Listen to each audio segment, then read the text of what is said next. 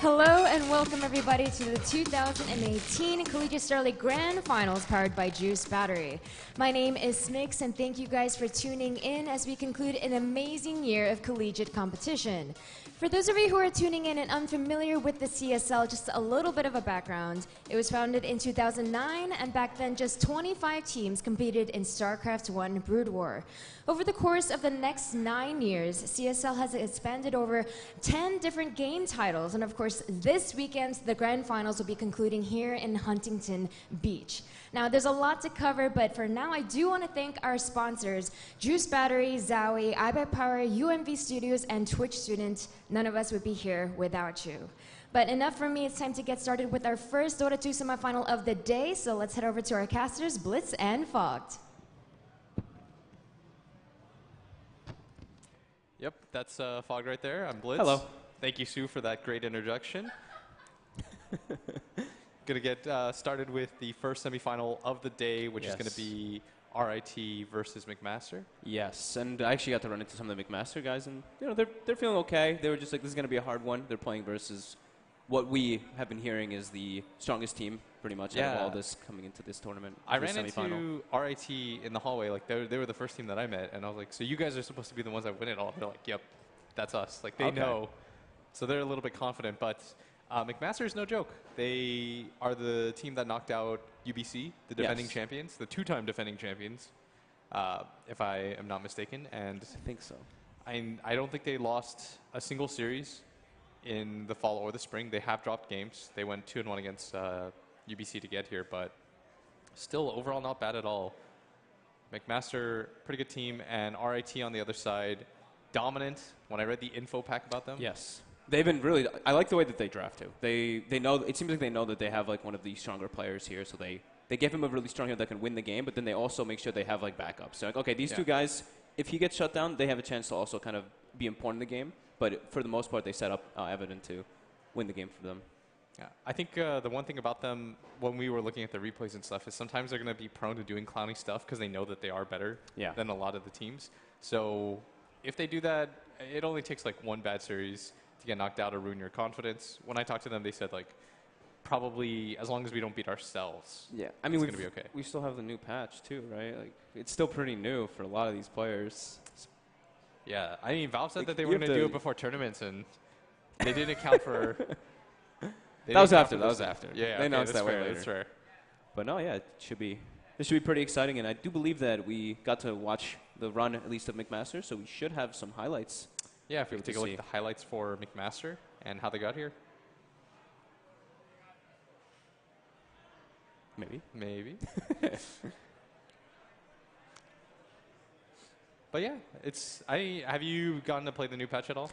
I only got to play like 2 games. I didn't really get to experience too much of it. I was just playing support, so that didn't feel like it was the craziest change. I know offlane is a lot harder to really get much done. I played the new Witch Doctor recently. Yeah. That was probably like one of the bigger changes. That hero, it feels like the new Maledict level 1. It's pretty much your ult.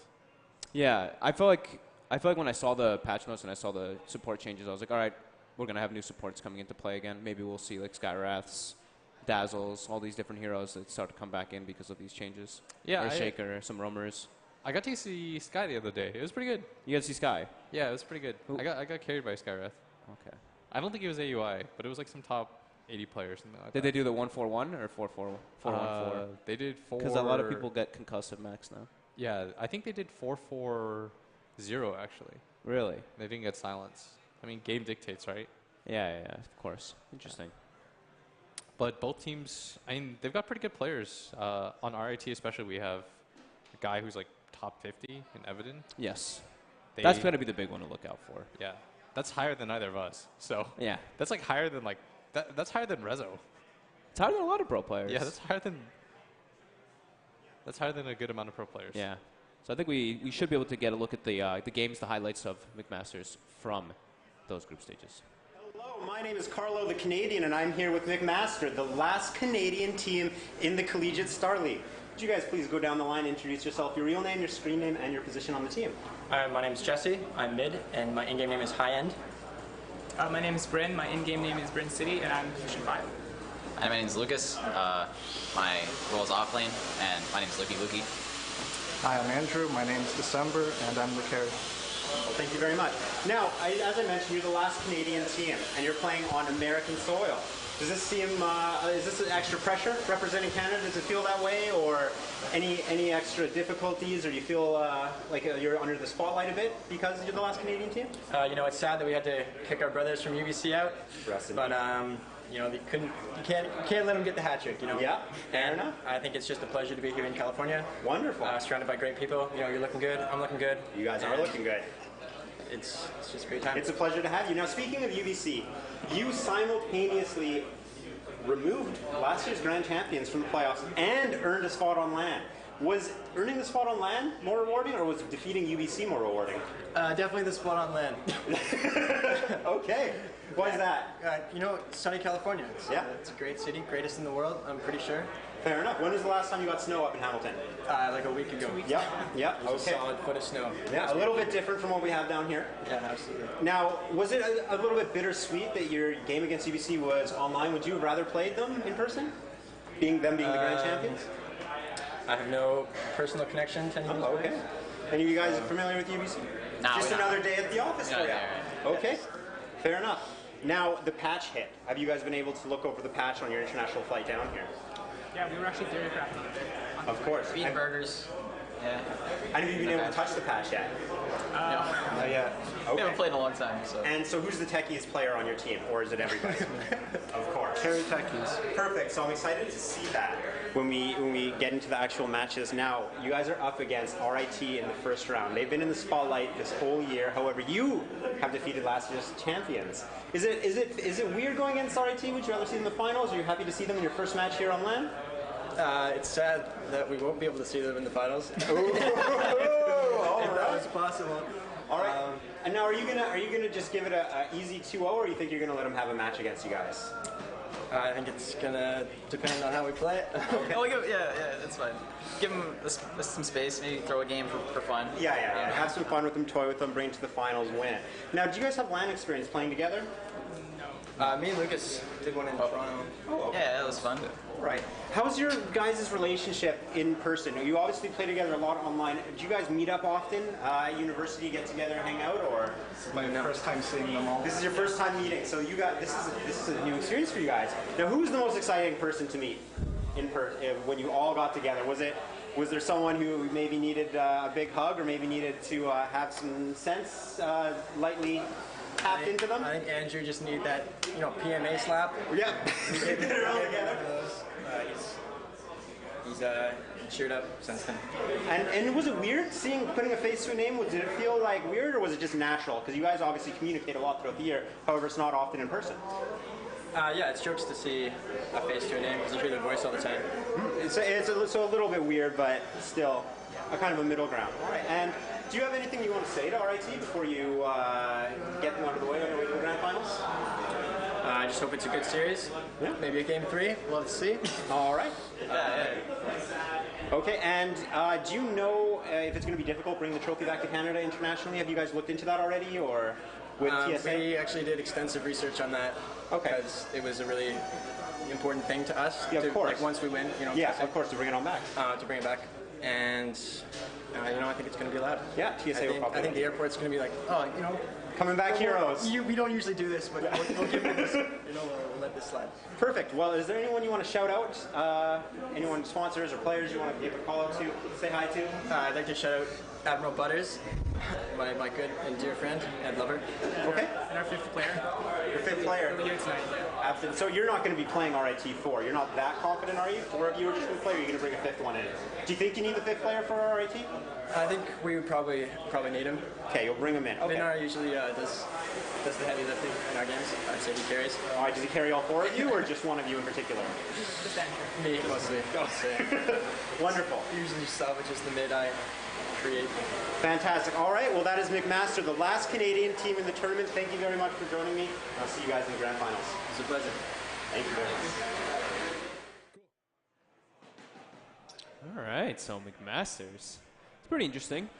Just looking up a little bit more information after hearing some of the words that they had to share with Carlo is how their playstyle is going to be dictated here versus RIT. Because as we've all been talking about, like RIT, they're more than likely the most favored ones to go into this, but they do have a bit of an opponent. You know, there is a rank 80 player, of course, on McMasters too. Yeah. So they do have some of the skills. Sure, a lot of their players don't really play some solo queue. I know they have like an ancient player, and then the other one is unranked, I believe, right? I think one of them is, yeah. I was like waiting for one of them. I'm all in though. Let's go McMaster. I live in Canada, so I'm going to be biased. Yeah. I mean, I'm pretty high. Like Luki. Luki's the one that's the high rank, the very high rank player. I think Vinar doesn't have a rank. A couple others. I think they have like another two more divine players and then an ancient player. So it's, I mean, this should be pretty exciting. It's going to be a hard matchup versus RIT, but like you said, RIT, they tend to make a little bit of mistakes sometimes, and I feel like that can really get punished. I mean, McMaster did beat UBC. Yeah. So I don't count them out at all. And they've got some sick hair game on their team too. The hair game is pretty good. Yeah. It's not bad. I'm all in for that high end guy. He's got sick hair. He's got sick hair. He's got hair envy. Oh, that should be fun. I thought they were going to show him for a second. Maybe. I'm staring at it. It's great. It is pretty luxurious. So then now, what about RIT? What about their hair game? It's pretty good. Yeah, RIT. It's pretty decent. I can't root for the favorites. Like, can't root for the favorites. I just can't be biased towards the favorites, right? You gotta. They thought they should win. They thought they should win. McMasters, I ran into them before too, and they're like, RIT will probably win, but we kind of want Stony Brook or us to take it. And I was like, oh, all right, that's not really the response I was expecting from them. But like, RIT's cocky, you know. This is where you take them down, just like a little bit. We'll see what happens, though. Yeah. And speaking of RIT, I do believe we should have some highlights of a video to show of them as well. So we're going to take a look at that in a moment. So in a couple moments, that is. Institute of Technology. I don't know. Absolute monsters this year. Would you go down the line, please, and introduce yourself, your real name, your screen name, and the position you play on the team, please? My name is Carter Kerstetter. My screen name is Eradicate, and my position is one, or carry. My name is Will Dickinson. My screen name is Evident, and I play mid. I'm Reed Cogliano. I play 4, and I'm Doggy. I'm Benjamin Morgan, also known as Xanthos, and I play the off-lane role. I'm Nicholas Giordano. I go by Wirt, and I play position 5. Thank you very much. Now, if you're unfamiliar with these gentlemen, they absolutely dominated the fall, first place in the group of death. They dominated the spring, first place in their conference. They have yet to see the defeat screen in the playoffs. Are you guys sick of living in the spotlight? No. What's it like having all eyes on you? A target on your back and a spotlight over your head? Don't even notice. Just another day at the office. Well, we've discussed your success and your lack of losses. How are you guys prepared to handle a loss on LAN in person? Have you even talked about some act of God you maybe lose a game? Do you know how you're going to handle that? Oh, well, our recent LAN experience, we're really good on LAN. We got 3-0'd pretty hard. We're looking to bounce back after You got all the losses out of the way there. Yeah, should be good. Absolutely. We're going to pick some techies maybe game 2. All right, because we did just have the patch drop. Now, a team as skilled as you, how do you go about dissecting the patch and figuring out right before a tournament? Well, we usually just scream random things that we see on the page, and then we hit each other. And are some things screamed more than other things, like techies being out into captain's mode? I bet that was pretty loud. Yeah, I think that no teams are really going to take the risk of picking techies. It's kind of too unknown at this point, in my opinion. Sounds like something a techies picker would say. Yeah, that's what I think. Yeah. Now, so that leads me to your next question is, do you think you guys will be doing the cheesing with the new patch, or you're going to be getting cheesed? God knows. Okay. Our drafts are very versatile. We really don't know how to predict what's going to happen. Can't even predict ourselves. Now, leading into your presence here on LAN, you had to face Cornell. Many people consider them your toughest competition this year. Not only are you here and they are not, you 2-0'd them. Easy peasy. Do you have anything to say to the rest of the teams that are standing in your way from making it to becoming the grand champions? Bar any choking. Don't pick techies. Now, I've heard that there was a silent agreement that the players weren't going to pick techies. Have you heard about that? Nope. No, definitely not. Oh, interesting. So so you're saying there's a chance we can see techies coming out from you gentlemen? Almost a guarantee. Oh, wonderful. Very confident words. And have you guys said you do have experience playing online before? Not a good experience, but yes. Not a good experience, but this is, so you're warmed up for this online teams. Do you think that's going to play a large role, or do you think it's much different playing online than it is in person? Yeah, much different, I would say. Do you think it's more difficult? I think it depends. Depends on you. Okay. And I know you guys have said in the past that you have some very interesting interactions with each other during game, very loud, very disruptive. Is it easier or more difficult to get your yelling matches settled in person, or is it better over the internet?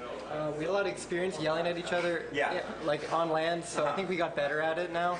So we might be better in person than like online. Now the big difference is you obviously are a very vocal team during your games. Are you, now that you're online, are you quite a physical team with each other? If someone messes up, do they feel it a little bit more than they would online? They're going to feel it. And who's going to feel it the most on this team? Feel it the most? Man. Better and so why are you getting picked on? Do you think this is rightfully? He's just a mean guy. This is okay. A meanie bobini. Yeah. Okay. Well, I had a few run-ins with the PETA for abusing doggies. All right. Wonderful. And do you have any sponsors or any shout-outs you'd like to throw out here before we wrap it up? Our boy Kirby. Shout out to Jazib Rao, couldn't make it to the CSL LAN. Hoping to win it for him, I guess, yeah. Very nice. In our hearts and our prayers. Fantastic. And if you guys win, how are you going to celebrate? We're probably gonna, go play some Town of Salem back in the hotel. If you know what I mean, brothers. Wild. Very, very wild. All right. Thank you very much for your time. And that's the Rochester Institute of Technology. Look how confident they sound. Do you hear them? They're laughing. They seem like so much unity between the five of them. Dude, that's kind of scary. They're confident. They're very confident. They're confident. They're all five Divine Fives. I think like the highest rank is the rank 50, and then they have like a rank 1800, rank 400, rank 300. So it's pretty intimidating for sure. I think Eradicate's like rank 3 something, 300 something, and they're stacked across the board. I don't know. I know it's gonna be tough for McMaster, but it's like, go Team Canada. Go Team Canada. Yeah, go Team Canada. I wonder how their jitters are going to feel. How they're going to feel like, even though it's like it's a little bit more like smaller and everything, but you're still like on that land feel and everything. Well, I think RIT they've played a couple times together. Yeah, I think they're pretty confident, and they should have every reason to be. Evan he's got the same name as me too, Will. Oh, we're both so Will. But you're rooting against them. I don't flip flop. You don't flip flop. I don't flip flop. Have you played against Evan in mid? I don't think I have. Maybe I have. Maybe you have. Probably not recently though. Yeah. I've been getting dumpstered by everyone lately. So really, yeah. I think I lost to like Henry Dota the other day. Oh, Henry D. Yeah, Henry D. Dude, Henry D's gotten better. He actually has gotten a lot better. I was watching some. He was of his like games. Puck. I was Lena. I got solo kill I actually got solo kill like 4 times. Well, he said he's the best Puck in the world. So did say he's the best Puck in the world. There's no disrespect to that. RIT waving it up. Nice. So it does seem like we have just a small little issue. It might take a little bit of time. We'll kill it for you guys. We'll be fine. That's what we're best known for. Yeah. It's filling time. Filling time. We're pretty good at that. I'm kind of disappointed I haven't gotten to play more on this patch. Why? I don't know. Dota's a miserable game. Dota is kind of miserable from time to time. I don't play Dota because I enjoy it. I play Dota because I'm addicted to it at this point. It's like more of a problem than it is anything that I have like inherent joy out of doing. You know, for me, I actually usually label my day of how many games of Dota I can get in. Yeah. It's like I wake up at noon and I'm like, all right, I got 10 games of Dota in for myself today. That's like it's your rough unit estimate. of measurement now. Yeah. Is that addiction? I think that might be. Yeah, no, it's like I used to do that with burgers. Like when it came to like units of money, I'd say like I've got like that's gonna cost me like 8 double cheeseburgers if I spend it on this instead. No, but that's exactly how I think about it. And I was definitely addicted to cheeseburgers, so I think we've established a good link here. I mean, we're all definitely addicted to this game. What can we say? Yeah. At least we get fun changes, fun balance changes all the time. It's like every was it like week now? 2 weeks? After it's every 2 weeks, but it's making sure that it's at the end of the tournaments now. I like that. I think it's a better approach, to be honest. I really disliked that DAC was determined by Panko. Yes. That helped teams like Mineski a lot. Look, me and Owen, like, we casted the grand finals, and even like at the end, I'm just like, I didn't really know how else to say it, and close the show. I was just like, all right, well, Mineski, sure, they played amazing, they deserved this win, but patch helped them so much. Like, you can't say it didn't. Now this. It just adds another element. I mean, this one now we have techies. That could mess up everything between all these teams. Yeah. So. I think RIT in their interview said that they might pick it. Yes. Didn't they say that they will pick it? I think they said like definitely to Carlo. Did they? Yeah. Can they hear us? I don't think so. I don't think we can hear it. Oh. Yeah, they did. Yeah. Wait. Evidence nodding at us. He knows. All right. He knows. They're picking techies. Let's see some techies. I got dual laned by techies yesterday. I don't really know how I know the silence is really broken. The mines give up a lot of gold if you mess up with them early, but you always hide them in trees. But the silence, the suicide is ridiculous. You can't just walk up and place them anymore, right? No, you just hit it? Yeah, you just hit it. You kill it instantly. It gives 50 gold. It's a one-shot? It's a one-shot. You have to right-click it, though. You can't, like, A-click or anything. Yeah. Well, no A-click the mine, of course. Yeah. There's no auto-target functioning. But it's like that, whatever the hell, take off. That spell is sword. 7-second Blast silence. Blast off, yeah. 700 damage. 7-second silence. So. All right, well, it does seem like we have a little bit more of a extended issue, so we'll be coming back to you guys shortly, and we'll be going to a break for a bit.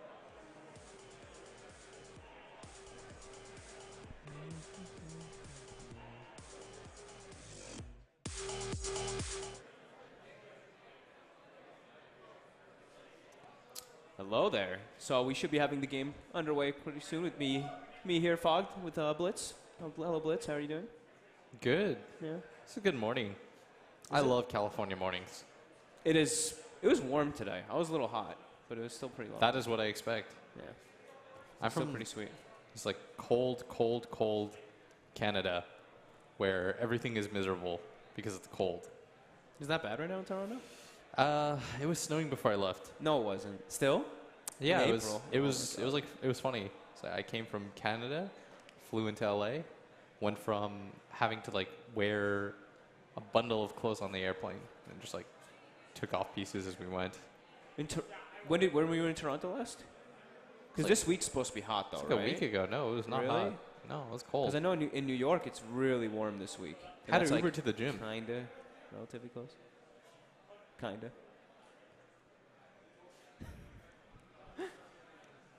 I don't know how like southern you are. I guess it's like an hour away or something. Toronto to New York for I was an hour by plane, hour and a half by plane or something. It's not but it's very supposed to long. be really warm this week. Yeah. It's very far. So I do believe that these are the sides, I think. So we've got RIT on Radiant and McMaster on Dire for now, unless we have a flip coming. Radiant advantage. Yeah, Radiant advantage, of course, on the RIT lads. We already have quite an advantage coming into this one, as we've been stating a bit. And now I can actually check a couple things, 'cause I'm in the lobby finally, so this is pretty cool. We've got 8 people with Dota Plus out of 10 in the game. It's pretty good. All of RIT have Dota Plus. It's the advantage. It's the advantage. That's what pushes things forward. And then the most exciting part is when the game loads and I see which one of these guys I've muted. I'm assuming none of them. They all seem like lovely people. They do. You'll unmute after this. I'll unmute after. And you'll laugh about it too. They always game. You'll tell them. Lukey versus Evident. That's probably the biggest thing that we're feeling here, right? Yeah. 2 high-ranked players. Different roles, though. Yeah, different roles. But the game is going to be getting underway here already, and those are the sides, as we were mentioning before. RIT is on the Radiant as second pick, and McMaster, their first pick on Dire. Do you see McMaster's their logo? Their logo? Dude, it's nice. It's just 5 stick figure dudes hanging out. RIT's looks a lot more legit. Theirs is super professional. They've got their tiger. Like, they actually school logoed it out. It looks very professional. And then you've got maybe the clowniest looking logo I've seen in a tournament game. 10 seconds remaining. That's okay. At least no one has got an inappropriate name or anything, right? We're all good to go here. It's just funny. I enjoy it. Radiant team All in for it. I can't imagine that's the McMaster roster. Maybe we're missing. Maybe we're not seeing something amongst this logo. Maybe there's some signs. I see an M here. I don't think that's their like school flag or anything. But there's like the arms make M's, so that's like McMasters, right? Ah, okay. I think you're reading so much into this. 10 seconds I'm trying. remaining. So bands. Support Dire bands. team pick. Underlord, Death Prophet. Oh, you said that McMaster are Death Prophet pickers. McMaster, yeah, that was right. I said that earlier before we came on live. They are heavy. They're big push pickers. They like to just have like opening up with one of their cores. They actually like Underlord Death Prophet as their opener a lot of the times. Also Clockwork first pick. Okay. I was wondering if maybe they would start with one of the newer heroes, because they are also Pango and Willow players, and I was pretty sure I was going to see that play a factor into this. But So I think if you play against heroes like Tusk, or against Clock, you just want unkillable lanes. Like you want very mobile heroes, and Sand King is one of them. He's one of the better for position matchups too. The other thing I was curious about to ask you is, how do you feel about the Clock offlane more so now? Clock offlane? I think it's okay. Because now like it's so much harder to get experience, right? Yeah. I actually feel like it's moved up a lot for me. I think the thing about it is like you need to get kills with that hero. Yeah, you have no wave clear. Yeah, he's a killer. As a offlaner. That's the downside. It's like you're a hero that can't show on the map. He can't hit neutral creeps either. Yes. With that hero, it's like you're gonna battery assault. Doesn't do anything. 10 seconds But remaining. Visage is the pickup. Talked about the push. It's a good team fight too. 5 seconds I like that hero remaining. overall. I think it's a good Helm of Dom carrier too. Yeah, I mean that item is still pretty ridiculous. Radiant team ban. And this is, I mean, similar like we mentioned. They like these picks. They've shown Clockwork Death Prophet in some of their past games. Underlord. They even really like Abaddon on the side of McMaster. It's really tanky offlaners. Yeah, really tanky heroes. They can just group up around. That's kind of the way they like to take fights. They're not like, all right, we're going to make some crazy outplays around the map. No, we're going to group up and just win the game with a good strategy rather than 5 seconds remaining. just through pure outskill. It's a good combo too. The hook shot into the birds. Yep. Stun one by one. But they ban out, was it Juggernaut? Yeah, Jug's banned by Rochester and Lifesteal banned by McMaster. So I mean, if you see the Sand King, you already have Visage. I mean, I think Lifesteal is also one of my favorite carries at the moment. Both him and Jug, just the built-in Magic community always just feels so ridiculous. Dire team ban. Yeah. Brewmaster gonna be the final ban for RIT. Why are they banning Brew? Did Brew get any changes? I don't know. There's so many of them. I'm gonna actually have patch up in the meantime because I have not had everything memorized just yet. I know did they nerf SK again? Denies, you can deny and Caustic doesn't pop anymore. Okay. That was the last thing that I remember. Good. 10 seconds remaining. Which is actually pretty cool. I really do like that change. 5 seconds remaining. Was Brew changed at all? Brewmaster was... Immolation was changed by +5. But that's it. What a change. Really set the world on fire. Oh yeah, the other one I really want to see more is Darkseer. I'm curious about how Darkseer is going to work now. Oh yeah, I saw Optic experiment with that hero a little bit. It feels a lot better now too because like your illusions auto attack. Dire team pick. When you pop the wall, it starts attacking the copy. Ah. Like they start So hitting it's like the hero. Avenge Yeah. or TB. Exactly. So you don't have to control it so much anymore. But I mean, I don't think we'll see it this game. Yeah. Right, So take Doom over is the pickup. Doom. It's aggressive. Did Doom see any changes? 10 seconds remaining. I feel like he did not. And 5 as I'm seconds scrolling through this remaining. list, he did not. I think if McMaster are going for like the tankier push option too, the percentage base of the Infernal Blade is really effective against most of those heroes. Yeah. I guess he can act as like. Actually no. I was thinking maybe he could go for like some auras and stuff, but no, I don't really Radiant like it actually. team pick. Witch Doctor. I still go for Witch Doctor. So even though that hero got hit really hard with that Maledict nerf. That's crazy. Is it 50 seconds now? 50 seconds. Yeah, 50, 40, 30, 20. It's an ult pretty much. Yep. It kind of was the ulti for that hero. Cask and Maledict were the ulti, it felt like. Yeah. Over Death Ward. You never 10 got your Death Ward off seconds for the most part in team fights. I mean, channeling spell on a 5 5 position here, you're going to die remaining. really fast. Yeah. Still Witch Doctor versus Doom, though. If it's a Doom, let's say, which more than likely, probably Doom offlane. I mean, Sand King Doom can be Dire team versatile, but Witch Doctor, you're versus like 0 armor. Yeah. It can be very nice. And this is a really strong PL pickup. There is no means of control or any ways to deal with those illusions. Mobile cores. Yeah. That's what you want. Like, Cask is not great against the PL. Visage, a lot of single target. Doesn't really care 10 either. seconds remaining. PL will shred your, what is it called? Gravekeeper's 5 Cloak? seconds Gravekeeper's Cloak, remaining. yeah. So they still have 2 Radiant potential core team picks. back. They're going to need to take some. They take their Abaddon anyway still. I see what they're. I think they're just saying, like, we're going to play our own style anyways. But that's into Doom, right? That's a little bit. It's annoying, sure, It's a pretty but scary I one. guess the thing is, I think you should never be afraid to play anything in the Doom. 10 seconds That's true. remaining. Because the way that hero works is, like, you're going to Doom somebody no matter what. But there's a 5 few though seconds that are remaining. like the big ones. Like if you're like you have an Earthshaker on your team, you have a Brewmaster on your team, you have a Batten on your team. There's like these clear cut ones that you can just take out of the game. Yeah, it matters. Because they just walk in, right? Like these heroes like a Batten and Brew, like Brew kind of blinks, but a Batten just walks up. So Doom Yeah, usually but it's can like get the catch. somebody's got to get doomed. Okay. Yannis, that man's is going to take Doom, and that's going to be okay. It's like when people say, like, Doom counter Storm. I'm like, nah, I don't think it works like that.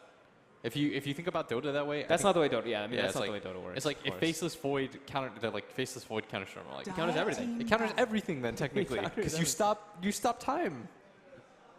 How's that? How's that? I hate that logic when people tell me that. Oh, Nothing is. I mean, rock paper scissors doesn't exist in Dota to an extent. to an extent. Not like that, anyways. I think it works in other ways. Yeah. Like Leshrac is good against Phantom Lancer in the early game. Yes. Then at some point in the game, Phantom Lancer is just much better than you. Doom is annoying against Storm because, I mean, once he gets Blink Dagger and Shadow Blade, sure, it's a little bit of a bother. But before that point, he's a free kill every time he shows on the map once I 10 work it. seconds remaining. What can McMasters get? I feel like they need some like 5 super seconds carry remaining. if they want to actually be able to take this one. I'm kind of concerned. Or you just all in for it. Or all in push. Yeah. Yeah. What I'd be okay with is if they still went like Lifestealer or something. Well, Is that's that taken. That's banned from a while ago. Yeah. Oh, GG. Yeah. Radiant Not team Luna. pick. Okay, Venom. Yeah, just go Venom. for it. So just go for the all in. Yeah. I mean, is it? It's kind of all in. It's pretty all in. Visage Veno core, right? Visage Veno batting cores. Yeah. Their catch is majority clockwork. Their wave clear is pretty minimal. Their wave clear is really garbage. That's the only thing about 10 their lineup. seconds remaining. It's like when you don't have wave clear, that's when you know you're all in. Yeah. Is the best way to 5 think about Dota. seconds remaining. Rochester could just pick some wave clear here themselves because they also don't really have that way to like poke and prod. I don't think they should go too greedy. I think you just one up them in terms of greed, like because They just pick a mobile yeah. core again, like some I don't know if what if anything like what Queen of Pain or something. Quab, yeah, maybe Quab. Oh, Storm. Now Okay. select your heroes. So also one of those elusive cores though. My boy. It's making it real hard for me to root against him. It's a pretty dream Storm It's game. like guy just picks Storm. It's like how can I? What am I supposed to say? But Storm can be susceptible to not being able to kill people because of Abaddon, right? The Abaddon heals Yes. can be very annoying for Storm. They looked up at me, man. I hope, anyways. It might have just been coincidence. Oh, hype. Okay. So PL Storm cores. So what's the support? It's Doom? So Or Sand King? Liquid has the idea. I think like if you just draft a lot of heal in team push, Storm doesn't do anything. Yes. Do you remember it was they played 2 games against it where I thought it was a free Storm game, and they kind of changed my opinion on that. And I think that was one of the games Rezo was playing the Storm. I remember one of the games the Storm was like out of control and they still couldn't. The Storm still couldn't take over because of all the heals. That was the game against Liquid, but the ones that I'm thinking of are EG versus Liquid at Prepare for Genting. battle. If you recall, they played that series. Yes, I do remember that one. They were against like a Timberstar and stuff. As cores and RTZ just couldn't do anything. And then the other game was VP versus Liquid, where no one had the freest Storm game I think I've ever seen in my life. There was no stuns on the side of Liquid, and he Yeah. got crushed. It does get to that point, like 4 stabs and heals and everything just really prevent that hero. And I mean, I actually, this is completely really random, but you know, Shadow Demon owns that hero too. Yeah, it's you don't get overload procs because of demonic purge. It keeps purging them off instantly. You know what the other Your problem? damage is nothing. The biggest problem too is that when you play against heroes that get rid of your ability to instant initiate, that's Yeah. why items like Force Staff crush you. It's like you jump in, you use like all this mana, and then you just get 4 stuff 30 out. seconds to You battle. see this by McMaster's right now, so looks like it's more than likely an aggro tri-lane with Clockwork. And they're going to put a bad versus Doom 1-on-1? Yes. I like that. I actually do like this, too. It's pretty hard to aggro into, though. Sinking AAPL. They can put pressure, but they have a lot of kill threat on the side of the Radiant. I would really like the Sand King to just stay at bottom. I think they should keep a full tri-lane here as soon as they see it. Oh, they're going to get gone on here. Battery assault. Pass. Going to hit 2. He's going to try to get onto the high ground. He does manage to do so. 2 for 2 bounties. I've seen Miracle miss that. I've seen a lot of players have that where you go low ground. Yeah. That would have been real unfortunate, but it does not happen to him here. So they know he has Doppel level 1. They just have to watch their positioning. I mean, the tri-lane versus tri-lane thing is always just watch where you stand on the side. That Veno has an Orb of Venom. Yeah. That guy is not playing around. They're just going to go for kills down here constantly on the tri-lane of McMaster's. Yeah, that's a boss move. I like it. It is dual melee versus like pseudo dual ranged on the side of the Dire. But AA tri-lanes are so strong because of Chilling Touch. Yeah, and I mean they have a hard stun as well that can hit multiple heroes, while on the other side it's like a cask. Yeah. Eradicate did TP back, I believe. Yeah, he went back home to heal. He didn't want to use any of his regen. He barely missed his wave. Not even. So the 0 armor versus 0 armor lane in the top Not what you should be pretty fun. And oh, it looks like we actually have a DC. Doom is running back to base. I was wondering why he was just standing in the creep wave. Yeah, I was like, you can battle. I was like, why is he not hitting him? I mean, this is not bad so far for McMaster at all. Yeah, no, I agree. The top matchup should be pretty bad and favored if he gets like a good head start versus a Doom, which he will already now because of this. I mean, the disconnect kind of hurts a lot, but I mean, they're giving their highest ranked player like the best possible matchup, which I think is a pretty good idea all around. Like that is what you should shoot for. I agree. Bottom, the battle coming out. Yay! Will drop first. Witch Doctor will be the trade though, or will he? Or will he? Nice battery assault. The Orb of Venom, the 4%. Not enough. And they might even lose December here. Trying to juke a bit. Eradicate's got him blocked. Finds the angle, is going to get the last hit. Get a nice little pickup for him as this is going to help them quite a bit. They were trying to shut down the Phantom Lancer. I have seen a lot of Veno games, though, where it doesn't seem like the Veno cares too much. This is bad and having a very good start over the Doom. 2 CS.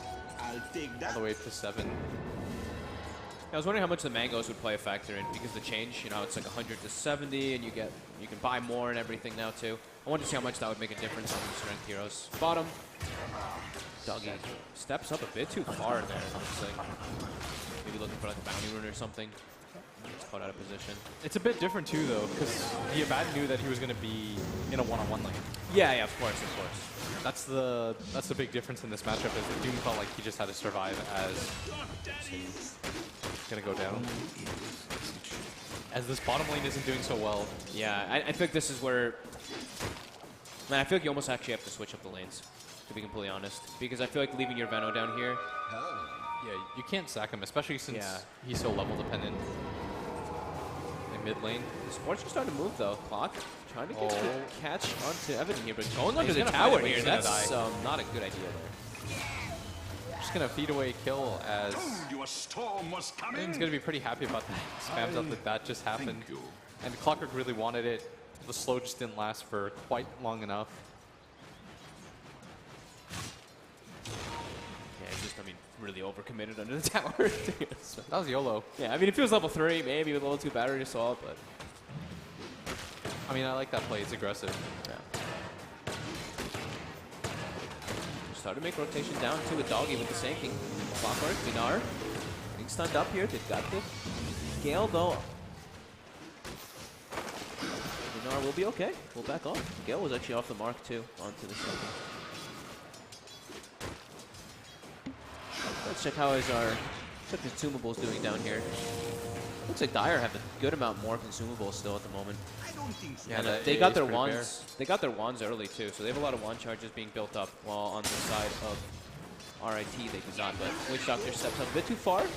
Will he get brought down though? I think Doggy might go down. And it's actually December that is starting to drop a little bit low here. This would be a pretty worthwhile trade for them. One more right click, that'll do it. At the very least, they get a trade, but not looking easy. No, Still, so it does seem like they, like you were mentioning though, they're just gonna stick with this, and they're like, all right, well, Luki, you're our best player. This is on you. Our Veno's gonna get sacked a bit, but we're just gonna keep trying to pressure this PL to slow him down. yeah. I think I like that strategy overall. You're going to trade this Phantom Lance with farm, but the PL hasn't even really been slowed down. He hasn't been slowed down is the issue. Yeah. And I think he has like a full Aquila coming out. Yeah, he does. This is going to make their tri lane even more strong. And meanwhile, in mid lane, Storm, we talked about how he already picked up that free kill. What's his build? Did he have 2 mangoes? Yeah, he has double mango. Oh, it's interesting. I saw when the change happened, the earlier change, when it got bumped up to 175, I saw Miracle doing this on Storm every game. He was having 2 mangoes. I see. And now they're even cheaper, so sure. I guess. Doesn't sound so bad. 125 mana. It might actually be worth it. Yeah, I think so. Oh, at bottom. Eradicate. Gale. It's looked by the Gale after the Doppel. So we'll get brought down here. Yeah. Maledicted up. Ultied by that Witch Doctor. Ultied by the Witch Doctor. Ultied by the Witch Doctor. 40-second cooldown now. He's got the level 2 Maledict. See ya. Mid lane, though, struggling still quite a bit. Yeah. Only up to 17 CS right now. I like seeing Storm versus like non-wave clearing mids because you just have like the best time of your life. Yeah. You have no one can contest you by any means like that. Oh, oops. Getting the trade to kill. Yep. Down bottom, December steps up a bit too far with the support slot there. He doesn't have boots either. The Veno's actually gone for a no talisman Wraith Band. Huh. Just stacking up stats, I guess, to try to deal with this, but no boots versus Sand King AAPL. Definitely puts you at risk of being chased out of the lane. And again, December ports down, but they see him right away, and without boots, and without any help. Yeah, it's just gonna be another kill. Gonna get cold defeated. AA though, they're looking for a trade here. Benar, the Clockwork. Storm rolling deep.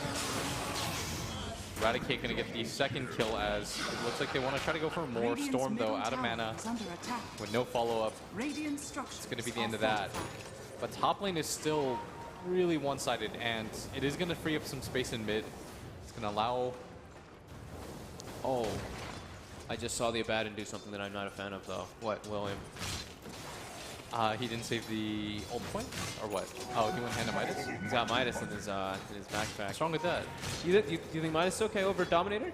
This man is thinking to himself like... That he's the carry? Yeah, I'm the true carry of this team. Eradicate picking up another kill. Maybe I'm actually okay with that. That's a good point. Doggy's getting low. Doggy. Clockwork though. Also, there's a stick and another stun. Dinar Clockwork goes down again. But you know, maybe I'm hating a little bit too much on the Midas. I just don't like Midas as an item right now though. He can't do anything in the other lanes. Really, like, what is he going to impact right now for the other 2 lanes? Like, his presence is not going to change anything at this point. So you might as well just wait, farm, and try to get Dominator lets you pressure tower though, right? I think then so you too. can move. That's my one thing. But I mean, it's kind of going okay. Like, look in mid lane. I really like what High End's doing. Yeah, this is great. Yeah, he's gonna grab the tower. Middle tower I don't think Storm can do anything against this anyways. Like, that's the downside of Storm. Is that when you have heroes that just like push your tower, it's like whatever. Yeah, when Visage hits 6. Yeah. You know, there's very few heroes that can actually stand toe to toe. But Doom is here, smoked up. Might not know about this. Lots He's of pings pinging. coming out. High end. We'll get duped up here. Bird stuns. If it didn't know, we'll close the gap. Should be A able lot to of get this heroes kill. here. AA's here as well to come clean this up.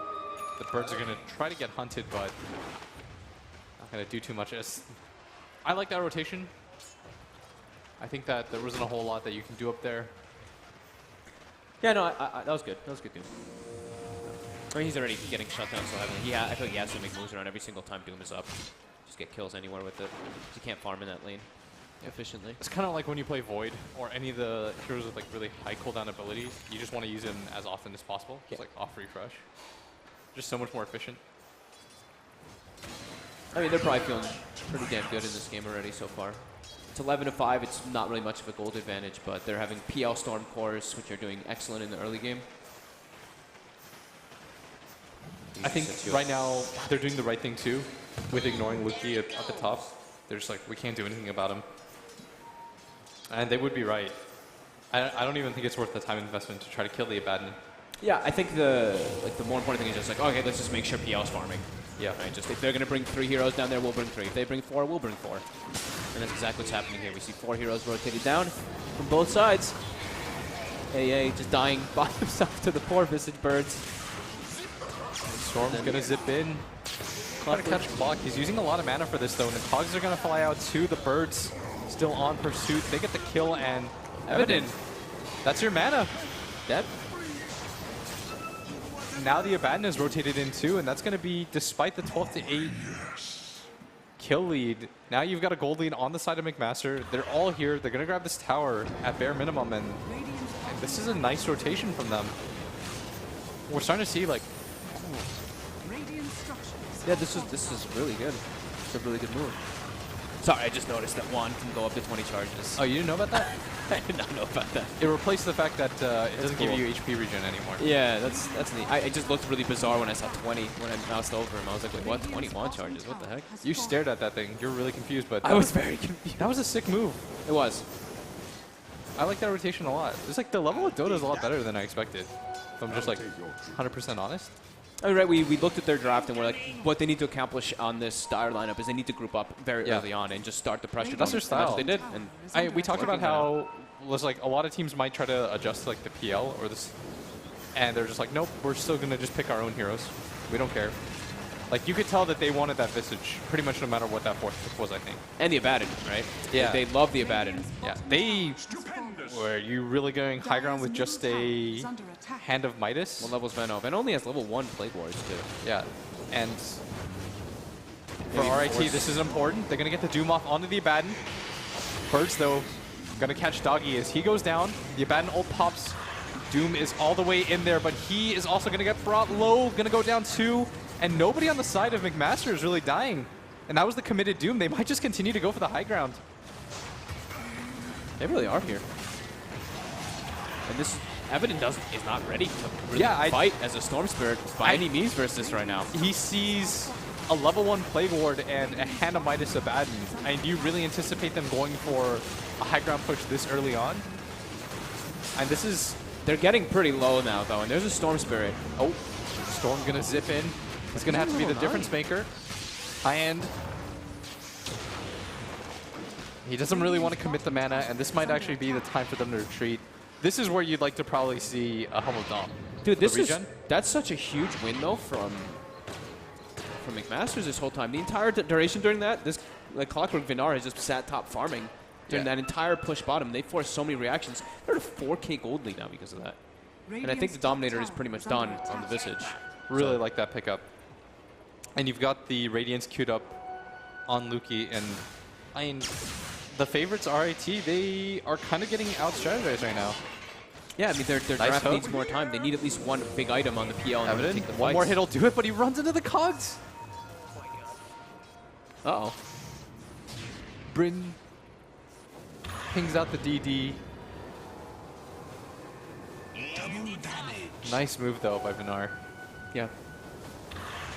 They're starting to get some big items coming together. Yannis, I told you, McMaster is my team.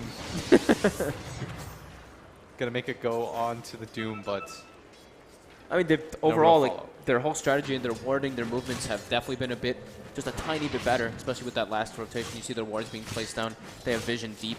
yeah, I think when it comes to individual skill, like you saw in the laning phase, why RIT is such a feared team and why they were so good, but I think that when it comes to like overall team strategy, and because I mean, these guys they're college students, right? They've got school, they've got other obligations, and so they're probably grinding solo queue if they're that high of rank.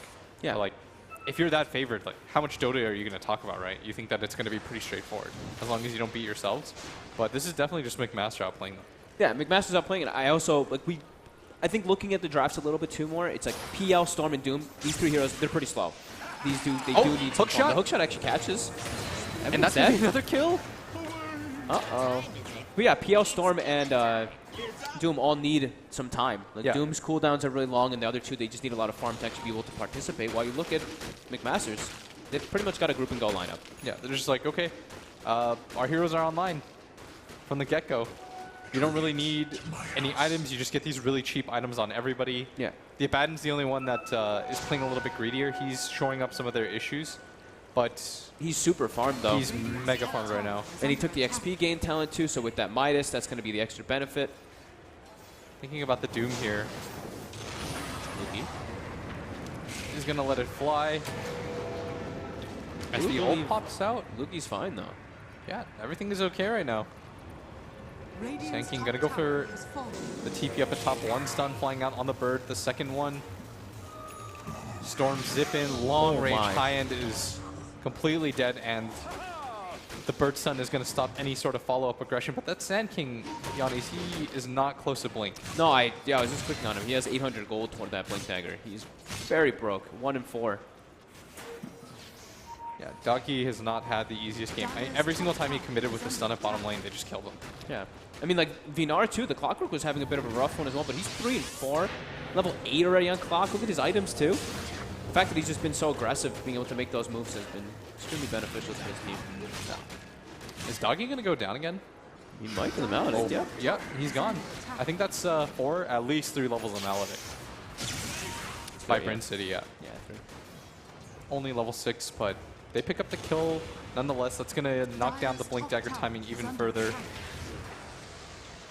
I think Luki is just like, I'm going to farm, guys. I'm so close to that Radiance. And once he gets it, he's going to be a beast. Yeah, I mean, they're already feeling in a pretty comfortable spot. You can see that RIT, Rochester are kind of just splitting around the map. I think that's what they need to do, too. Just push out the waves as best as possible. Don't let McMasters group up and do what they just did before.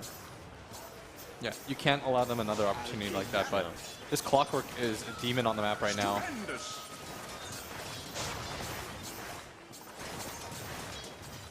And without the Blink Dagger, they don't have great ways to actually look for pickoffs here. They're going to go for a smoke play here, though, RIT. They're looking for a pick. Top lane's pushed in, though. Bottom lane's pushed in as well. So there's a lot of information coming out for nice McMaster. TP out. Yeah, he's good game sense. Yeah, good read. Up at top, Storm with the long zip. Not going to chance it at all this time. Evident. Dude, McMasters are reading the map really well, right? Like, they pushed out the 2 side lanes. The smoke comes out. They instantly TP away. They knew it was kind of coming, it seemed. Yeah, that was sick timing overall. We're talking about them a lot like this just because if I know these guys are going to feed the game. But it's mainly just because we expect so much out of RIT. Yeah. And for McMaster, and you look at their overall ranks, much lower. But it doesn't seem to matter at all. The A Ice Blast has already flown out. So Radiant's already finished on Luki. That is so fast. 17 minutes, level 14 as well. Yeah. 17-minute Midas Radiance. That is sick timing. Yeah. And Diffusal's almost done on Eradicate. Okay. And the Kaya is pretty much done on Evident. But they've lost so much map control now at this point. Yeah. They're only losing their first tier 1, which seems like to Eradicate, and they've claimed every outer tower after this last tier 2. I think the play right now for RIT is just like, just to hold. You have to just barely hold. Even losing a Rax at this point probably wouldn't lose you the game, but it'd be rough. They're just trying anything they can to stall this out. Oh, they're going bottom. They've got the siege creep. Yeah. Evidence trying to cut mid he wave. thinks that it's the mid, but they just run into bottom, and that's going to be the tower. It's already down the Storm. Wasted most of his mana in mid. Ice Blast going to fly in. 3-man stun. Evident in the middle of everything so far, but that's going to be the Doom down. And the Abaddon is so strong at this point, does not care. He's going to be alone, though. Luki's now isolated. He's just got the birds with him, and all of Rochester are there. They clean everybody up. It's 5 for 2. That initiation by Doggy. He dies.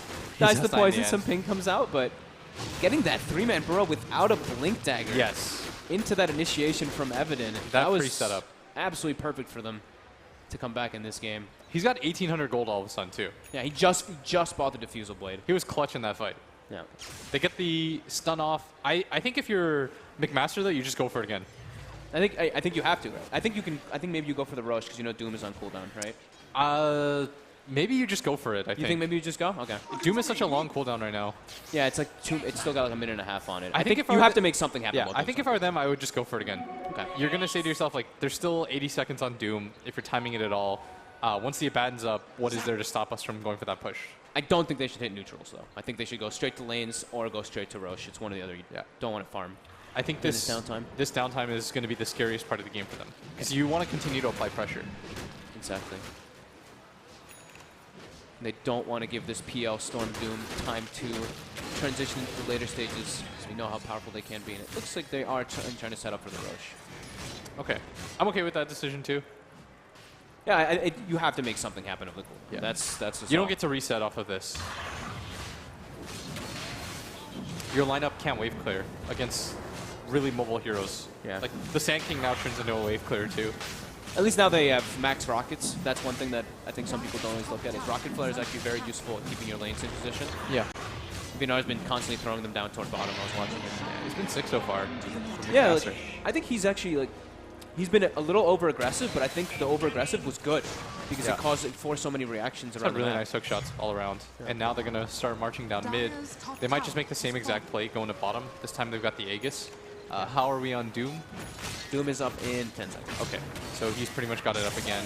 We're starting to get some big items on the side of RIT also. There's almost a pipe finished up on the Doom. Blink Dagger is finished up on Doggy on the Sand King now. Yeah, that's a massive pipe. And this is death push number 2. Still...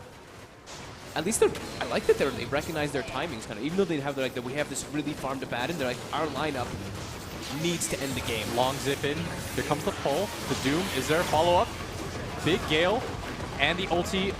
Evident getting low. He's maledicted. He's probably going to die to this inside the base. The team fight, though, in the front. The Doom does go off, but they don't kill anybody. Yeah, nobody goes down. And with this Voodoo Restoration as well, they're keeping the Abaddon alive during the Doom. And this looks like they should be able to claim this Rax quite easily here. And bottom lane is open for them, too, if they want to continue to go for that. There's no Doom up now.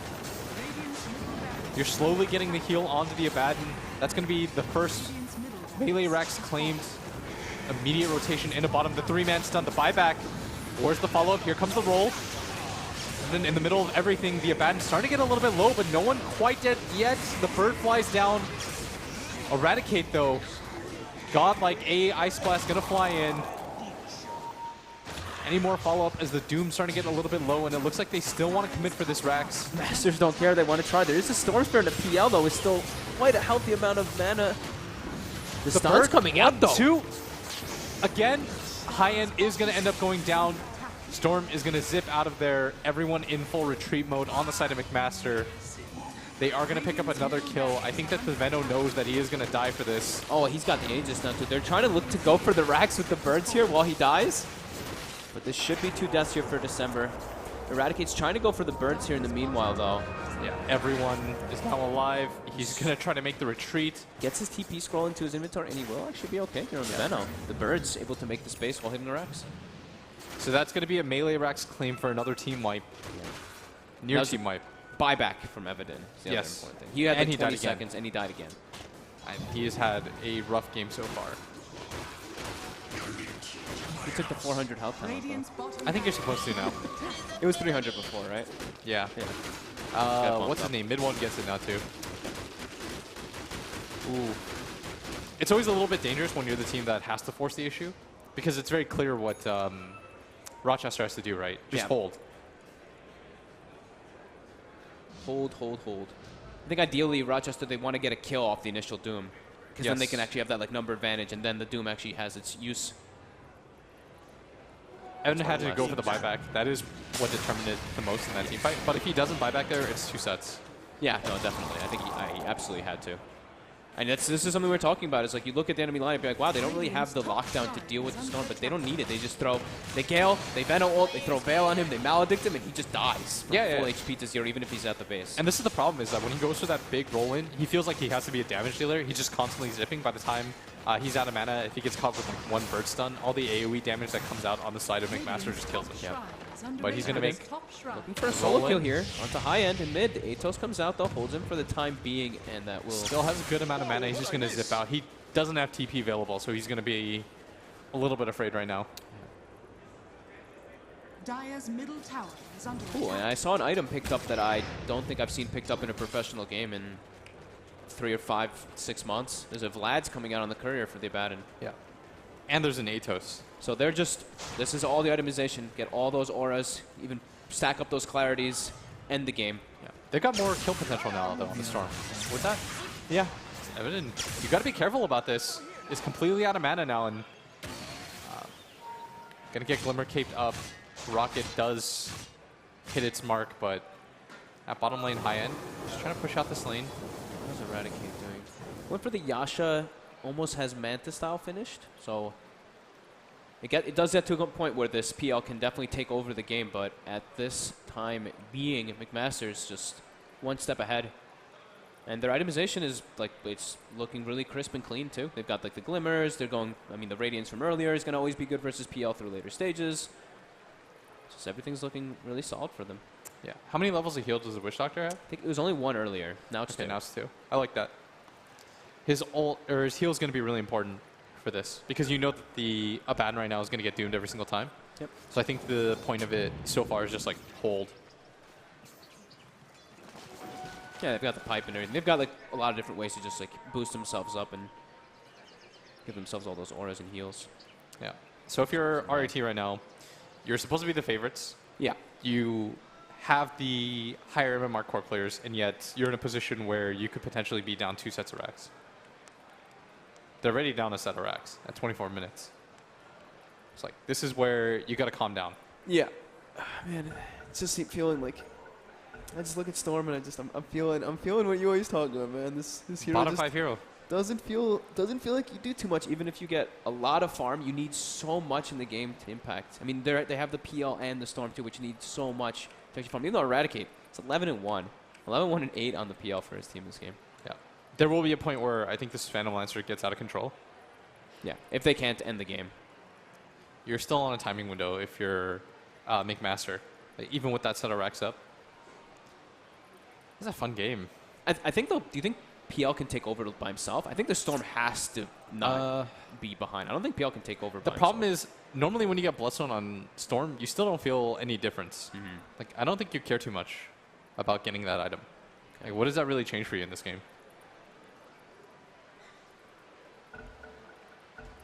Yeah, I guess.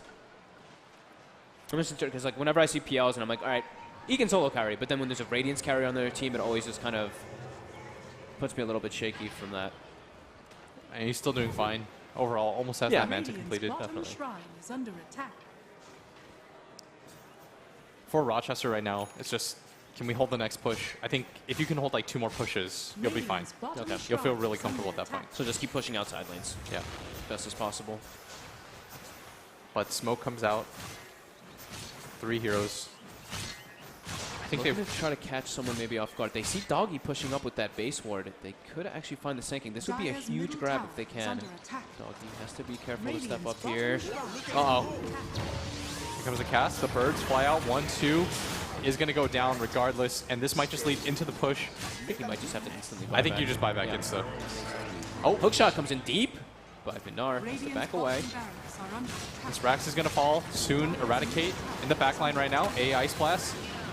Not going to hit too much. Catches on 2. It's the edge right now. And McMaster is being a little bit more patient about this push. You see the Doom in the backline trying to find the Abaddon. He's going to come in here. Just looking for him. He gets the Doom on Luki. The Epi's coming in on top of high end here. It's not doing the most damage possible. Eradicate getting comboed in. The cast doing a lot of work here. Rax goes down. Death Ward Evident just gets Atos. Gets burst down. And this Abaddon is still not dead. And that's the Rax is already claimed. That's going to be a double kill. Another stun flies in. That is going to finish up the Abaddon. Here comes the Sand King. Doggy already bought back. He's going to go down again. Eradicate versus the world right now. It looks like December. I think the Veno had DC'd, it looked like for a second. He started running back to base, yeah. But 2 racks down. 3 heroes dead. I don't think any of them can buy back. Hey, look at Storm's net worth. Comparison to Clockwork's net worth. It's very close. Is it still on cooldown? Storms? His buyback? Yeah. Okay. Still got 3 minutes. So Doom still has buyback, but Sand King doesn't? Sand King does not. Storm does not. Doom can come back. I think they might actually just be able to... Nah, I think they just want to back up and reset. They're bad instead. They've already got what they claimed for. I think you still go for it. You think you still want to go for it even with a bat? Yeah, just your Veno is still like everyone's healthy enough. You got 20 stick charges on your Witch Doctor. I guess you could. Yeah. High end is still tanky enough too. They kind of all have like 20 stick charges. Yeah, they're good. I think you just continue to go for it. Yeah, potentially. yeah, maybe why not? Because even if you get wiped at this phase, you're still okay with that because you've got 2 sets of Rex. I'm okay with them doing either. They can stay or get back. They can push the limits. They do have time. They have 30 seconds, so. All right, this game's going to resume. That's their choice. They're pinging. Witch Doctor Heal comes out. Everyone's got full mana. I mean, it's 4 on 2. Going up. I think you just go for it. Yep. Yeah, maybe we shouldn't walk through the base. Maybe walk outside. All right, doing buyback. Maybe that'll push them away from going for this, and it does seem to. All right, so now pretty much everyone on the side of Bryn, gonna get out of there, but pretty much everyone on the side of Rochester has used buybacks. Yes. And now it is an 11k lead. Everyone's got items. Witch Doctor's so farmed. Almost Aghanims on both the Witch Doctor as well as Visage. Yeah, the Visage. I think you wait for the Visages. I mean, they all almost do. Okay, Veno yeah. as well, They've right? almost They got almost 3x. have triple Aghanims. I don't think Witch Doctor's going to get his, but the other two are pretty damn nice. Still, you're tanky. You've got a Glimmer Cape and a Point Booster. Yeah, nice. 20 stick charges. Like that guy does not. The initial zip factor from the Storm is not that scary anymore. Yeah, I mean, I actually don't think they can kill this Witch Doctor unless they land like the Epi combo with AA Blast on top of the Storm Zip. Because with the Ogre Club in the inventory, I'm sitting at like 1400 HP with a Glimmer. I think he should have gone for the armor talent. Dude, you never take the armor. Every time I've taken the armor that's talent, an all-in. That's an all-in. 75 damage though. One hit of the 75 damage with Maledict kills a lot of heroes. Dude, look, that's an all-in headdress. Oh, he did really buy. Yeah, that's not his. That's not his. It's not his. It's the pipe for the okay, pop, I think. Almost pipe. I saw it too, and I was like, wait, what? That would have been hilarious. Because I saw him sitting in the fountain for like a good 40 seconds. I was like, all right, something's going on right here. They're communicating. That's a boss move. Yeah. I love when I see people bring each other's items out like that. I'm just like, wait, what the hell? This Witch Doctor has an AC recipe? Oh, that's right. Dire's bottom tower. Did they claim all the shrines already? One of them and 2 of them, yes. Yeah. Okay, so they have all the shrines. Roshan would be the next potential fatal target. About 2 minutes for that one. But yeah, just RIT trying to keep the lanes pushed out, get this farms, these items, but what is it really going to do? Even if they get this Bloodstone on the Storm, he needs to get several kills for the charges to stack up.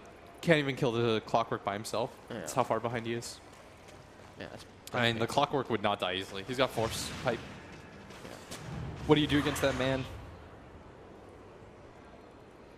They already started the push too. They've got mid waves in a great position too. They've got I think they had a Abaddon Illusions during all that pushing in the mid wave. So they've got their lanes in a perfect position except for bottom, which doesn't really matter because they have an illusion also cutting the wave. So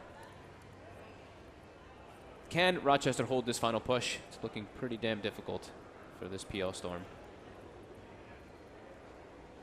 The question is, like, how far is he from buyback? I think you should have it up now, right? Timing-wise? He should about 30 seconds. Okay. It's like, do you just buy the Bloodstone and all in for that one fight? Because the rest of your team doesn't have buyback. How long would his respawn be? 17, he starts at 15, he's going to have like a 25-second respawn or something, right? Yeah. Even if he picks up 0 kills? I think you just buy it. I think you just commit for it. I think you can't let yourself... If you buy back again, and like the game is just over. Yeah, yeah. Probably just I think you anyways. need the item. All right, so... Let's see what he can do. Tower ready at half HP. The long zip in. Over here now. But McMaster is prepared for it this time around. I think they're waiting for their courier. I believe that's one of the Aghanims coming out. Yeah, it's the Veno Zags. I mean, they have literally the Visage's Aghanims. He could sell his well, Null Talisman. Farm like one Ancient and he'd have it. Yeah, he could have it as well on the Visage. I think they should have waited for his. I think so too. It's a really good upgrade. Yeah, and he's almost level 18 too. Like the third bird's pretty ridiculous. I don't know if you wait for 18. I mean, don't wait for 18, yeah, but Like 16 and a half. Okay. I saw him take the Soul Assumption. I thought he had the 40% XP first. I think he'll get in like 1 kill. All right, the birds are gonna start making their assault right now. Rocket Flare flies out for the vision. Storm clearing out mid wave. He's trying so hard to keep those lanes pushed. But that tower is going to go down soon, and if you're RIT, you've got to make a move pretty soon. Doom going to de-ward things. Here comes the zip in, long range. Doom comes out on the Venom. And Doggy got the 3-man stun ult. Is anybody dying though? Evident with another roll in. Everyone is starting to drop really low on the side of McMaster. High end, gonna go down 2. There's the right click. Eradicate beyond godlike. They're trying to do whatever he can. It's just Clockwork and Abaddon versus these two big fours, Storm and PL at the moment. And Luki still in the thick of things, but he is going to start dropping low. That's going to be a lot of Bloodstone charges on the side of this Storm Spirit. Up to 18 now. And the birds flying away. That's going to be one hold. It does cost them 3 heroes, but... That was pretty interesting, too. Like, he threw the Doom out, but the Venom ult already gotten off, too. Yeah. So the Venom already got every single spell out, but they still are able to take the fight. Just because the Storm able to just reset constantly with the bottle, go to the base, and just constantly jump back in with the PL. Kind of massing out. The Epi was pretty decent, too. The Epi was great. Yeah. He got a 3-man Epi stun off. Yep. Exactly what he needed to do. That's going to be a significant gold change. Most importantly, you get Bloodstone charges. You start chipping away at that lead. You can't let them go for the high ground, though. Like, you can't let them chip at your range racks. Yeah. Because at some point, what they'll do then is they'll just keep all-inning for your melee racks, and they'll eventually get it. Yep. I kind of like the target priority, though, in that fight. Like, in the last few fights, they were dooming the Abaddon and then trying to kill everybody. I think they're starting to realize it doesn't do enough. Yeah, it doesn't seem to do enough. Now, this last one, they straight went for Venom and then right away for Visage. I think Witch Doctor just died to the AoE of everything that was happening, but I do think that's actually the bigger issues. Because if the Abaddon's alone, we see exactly what happens there. The PL is able to boom him and you get kited. Exactly. Yeah. I think that's the better idea. The problem is, I think they thought because he has that early Radiance, they have to focus fire him, but he's still an Abaddon. He doesn't really do that much damage. Like, you're not that afraid of that hero. On for his own Lotus Orb now. He's got Midas off cooldown. Yeah, he's had it off cooldown for a bit. Grant would be really upset about that. It's been over 30 seconds. It's been over 30 seconds. It's been over. Grant would be losing it right now. Oh, the range creep. There we go. There we go. Thank you. He would be livid. This poor December, man. I think I've seen December running back to base so often this game. Why is he going back to base right now? He's DCing. Aha. So Crimson Guard was finished on Xanthos in that last engagement after the fight. So this could be pretty nice. Having Pipe Crimson Guard now versus this lineup. Got to negate a lot of their damage. Because it's not like they have like this like heavy burst. It's like they have this consistent damage that builds up over time. Which I feel like these auras could really help out a lot for us. Yeah, Crimson Guard. Good item. Like, he just walks in and gets his Doom off every way. Yep. So going for, I think, like Shadow Blade or Blink Dagger is kind of whatever for him. I don't think he cares too much about it. No, got some pretty big items now coming out. The PL full BKB was finished, and I think Evident also now has the BKB. But Atos Suicide controlled. No, nice. Good bird micro. Hyan's got good bird micro. He does. He's got a lot of multi-stuns. He's got the Aghanim Scepter now, too. Yeah. Wait, where's his third bird?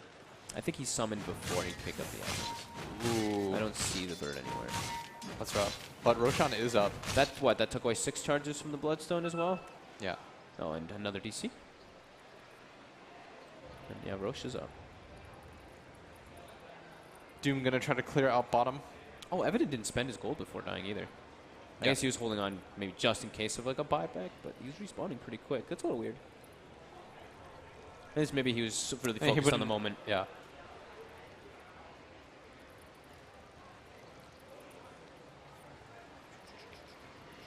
Anything else out of the ordinary? I think the Spirit Vessel just got picked up too.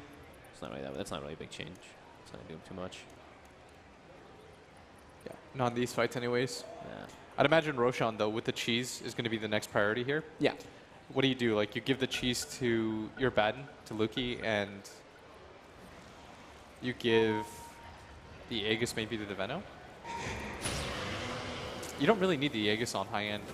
Yeah, that's what I'm wondering who the most important Aegis carrier is, actually. I'd imagine it's December. Is it the Venom? Yeah. Because Luki doesn't normally die during the Doom. So you're probably going to get that cheese off. Well, that's the thing. It's going to be pretty. They are pretty coming tough. in. It's going to be pretty contested. Smoked up, Doggy. He's going to be an important one to watch. His epicenter was massive in that last team fight. As PL Illus walk in, this should alert McMaster to the fact that everyone's in the area, but where's the initiation? They might just wait a little bit too long for this. The bottom lane is pushing in. They've got to make a move right now. Roshan getting low, Evident with the zip in. Did he get anything? Stun comes in. Doggy in the backline. He does get the Vegas. Is going to fall for that, but is it still a successful team fight for the side of McMaster? They do manage to grab the AA. Evident in the thick of things right now, trying to grab whoever he can. Doom going to get run down by this Abaddon. Just going to go for the TP out.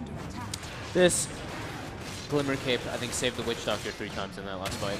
Yeah. Eradicate looking for Luki here. We'll be able to actually find him. And he is so strong at this point. Not really afraid of anything. They do get another kill. That is beyond godlike. And look at this. McMaster. I couldn't see who got the cheese in the midst of everything. They're just ignoring the fight entirely. They're just going for that top push. Ice Blast is going to hit. Careful. Storm might zip in. Yeah, Storm zip in is going to grab this Veno. Going to get the kill. Evident's got 5,100 gold now. That was a very late Aegis pickup for both teams. The bird stuns dropped and stunned 2 of them, while I think at the same time the Sanking stunned 2 heroes, so nobody could actually pick it up. I don't know what happened to the cheese.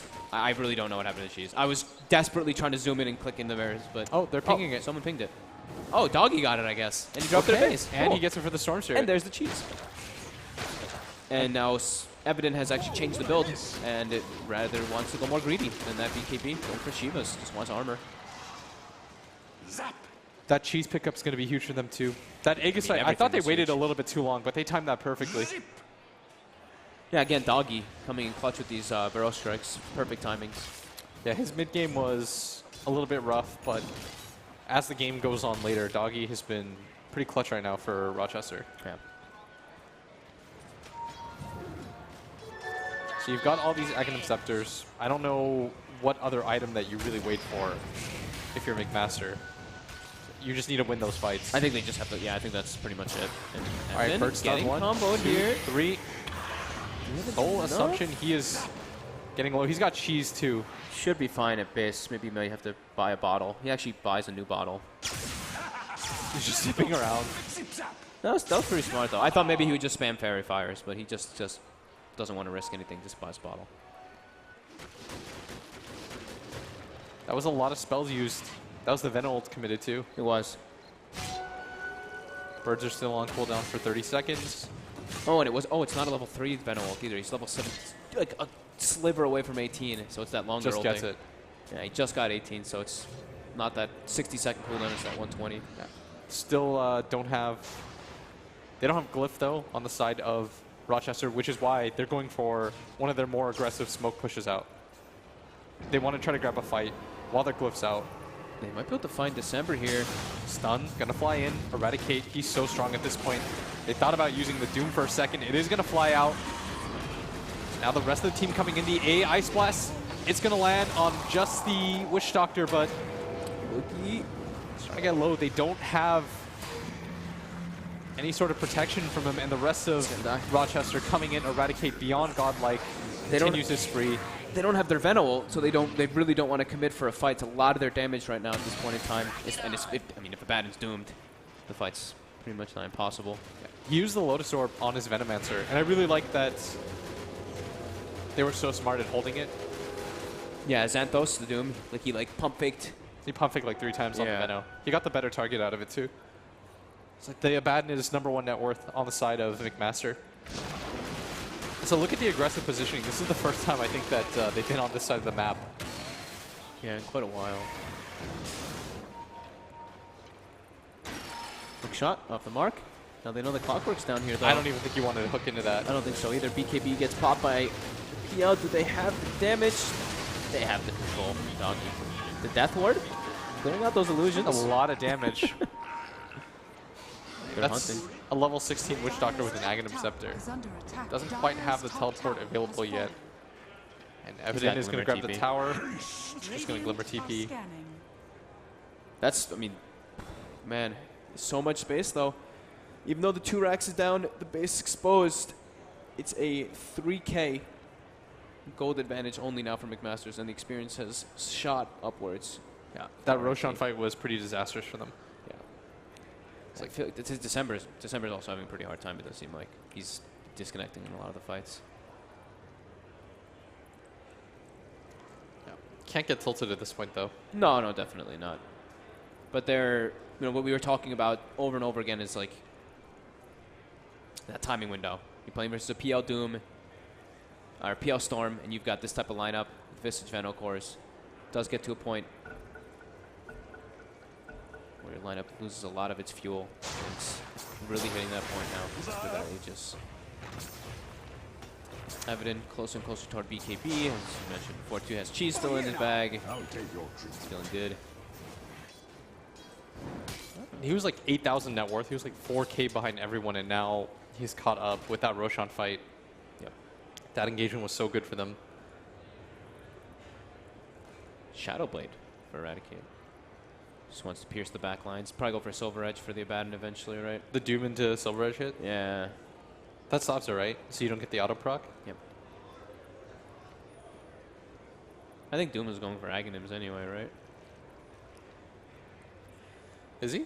Yeah. Oh, he's got 4,200 gold. Yeah. So if he just gets that, it doesn't matter.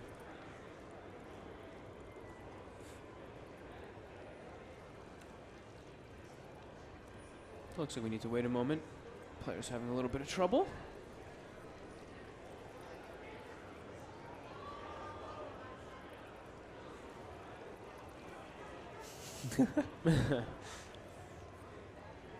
I like that. What else do we got going on? I'm just clicking around, seeing if I see anything else. Oh, I didn't check to see if anybody was muted. I got nobody muted in this game. Good guys. Oh, see, these are all good people. Good guys all around. Good guys, fun game. Yeah. Now I can look at more patch notes. Just try to remember things, right? What, changes to who? In any of the other heroes in this game, I was wondering if we missed anything. I don't think we did, right? Doom? The Doom one did not get changed. I didn't see. I don't think we actually missed any of the other changes. So we called tanking. Yeah, there's not really much for any of these heroes. Storm is the other one we talked about, and that was it. Yeah. I guess everything else is kind of banned. Oh, that's right, Veno. Veno ult lasts 2 more seconds. It's not bad. There's a pipe though, right? Yeah. Or on this, yeah, there's a pipe. There's a pipe on the Doom. That's kind of cool though. I actually overlooked that change too. So what? It does an extra tick, 2 ticks. About another 100 damage per level. How many 4-staffs do they have on the side of McMaster? On McMaster's, I don't think they had any. They have one on Clock, for sure. On Clockwork, sorry, yeah, my bad. Any besides him. Did they have any on the side of, they have what, just the Sanking now? I don't think I ever got one. I think it matters more on the Sanking. It's like you need a lot of 4-staffs on the side of McMaster right now for that Doomax. Yeah. If he full commits for it, which more than likely he will. I think he should. It's like one of the few times that I could see Doomax being useful. Because the disengage potential isn't there on the side of McMaster. Like once they commit to a fight, they all have to be together. And they rely on the Doom or the Abaddon being like in the middle of the fight. Yeah, that's like the nature of the draft too, right? So yeah. I like it. It's cool.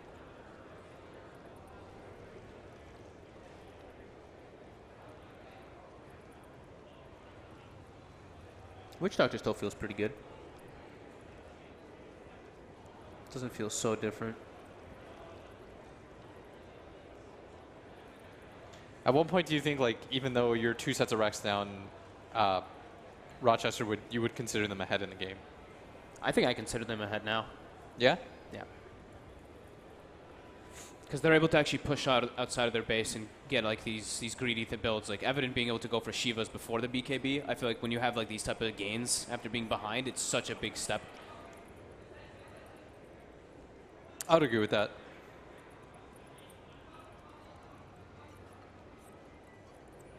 I think maybe it's super minimal. I think if anything, like maybe it's like 55-45 for them when they're 2 racks down, because it's like it's always going to give the McMasters quite an advantage having these like side lanes pushing in. But their draft, like they really do start to fall off with this tricore. What is their Dota win? How do I even bring up win probability? Will it work? I don't even think I can. Is there a hotkey for it? Do you know? I don't know how to work this. You haven't used it before? I haven't checked win probability yet. No. I think it's one of the ops hotkeys. Oh, well, I'm a noob. Let's check. All right, there we go. I got one.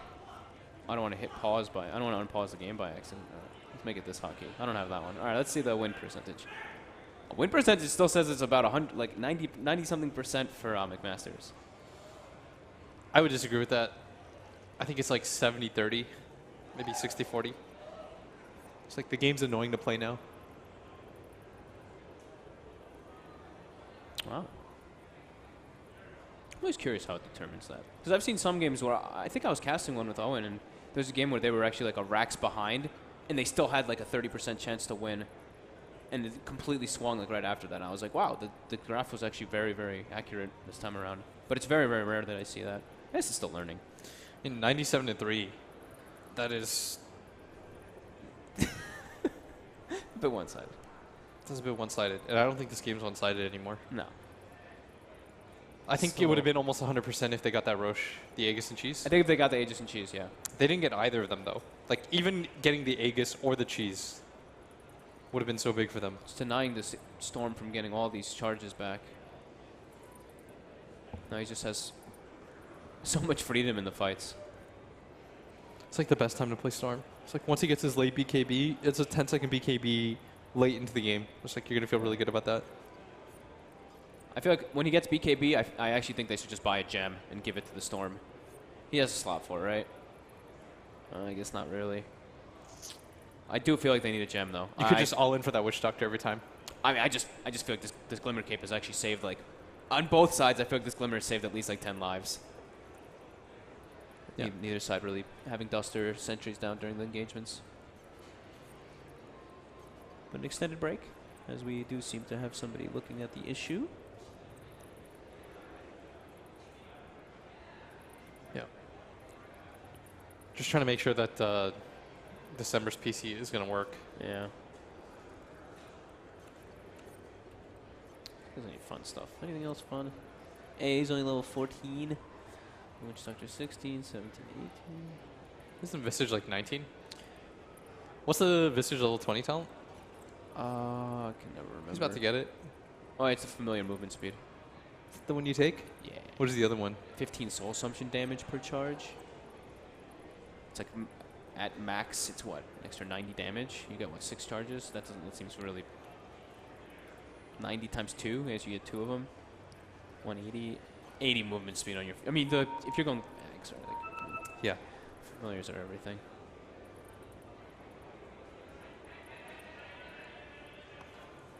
So how are you doing, Will?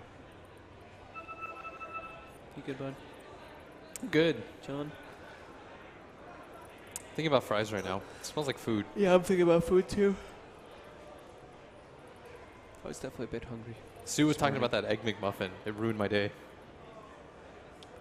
I've never seen someone enjoy an Egg McMuffin and a black coffee as much. She as was I saw so Sue happy about that. What can you do, though? It's the little things in life. It is. It's exactly what I was about to say.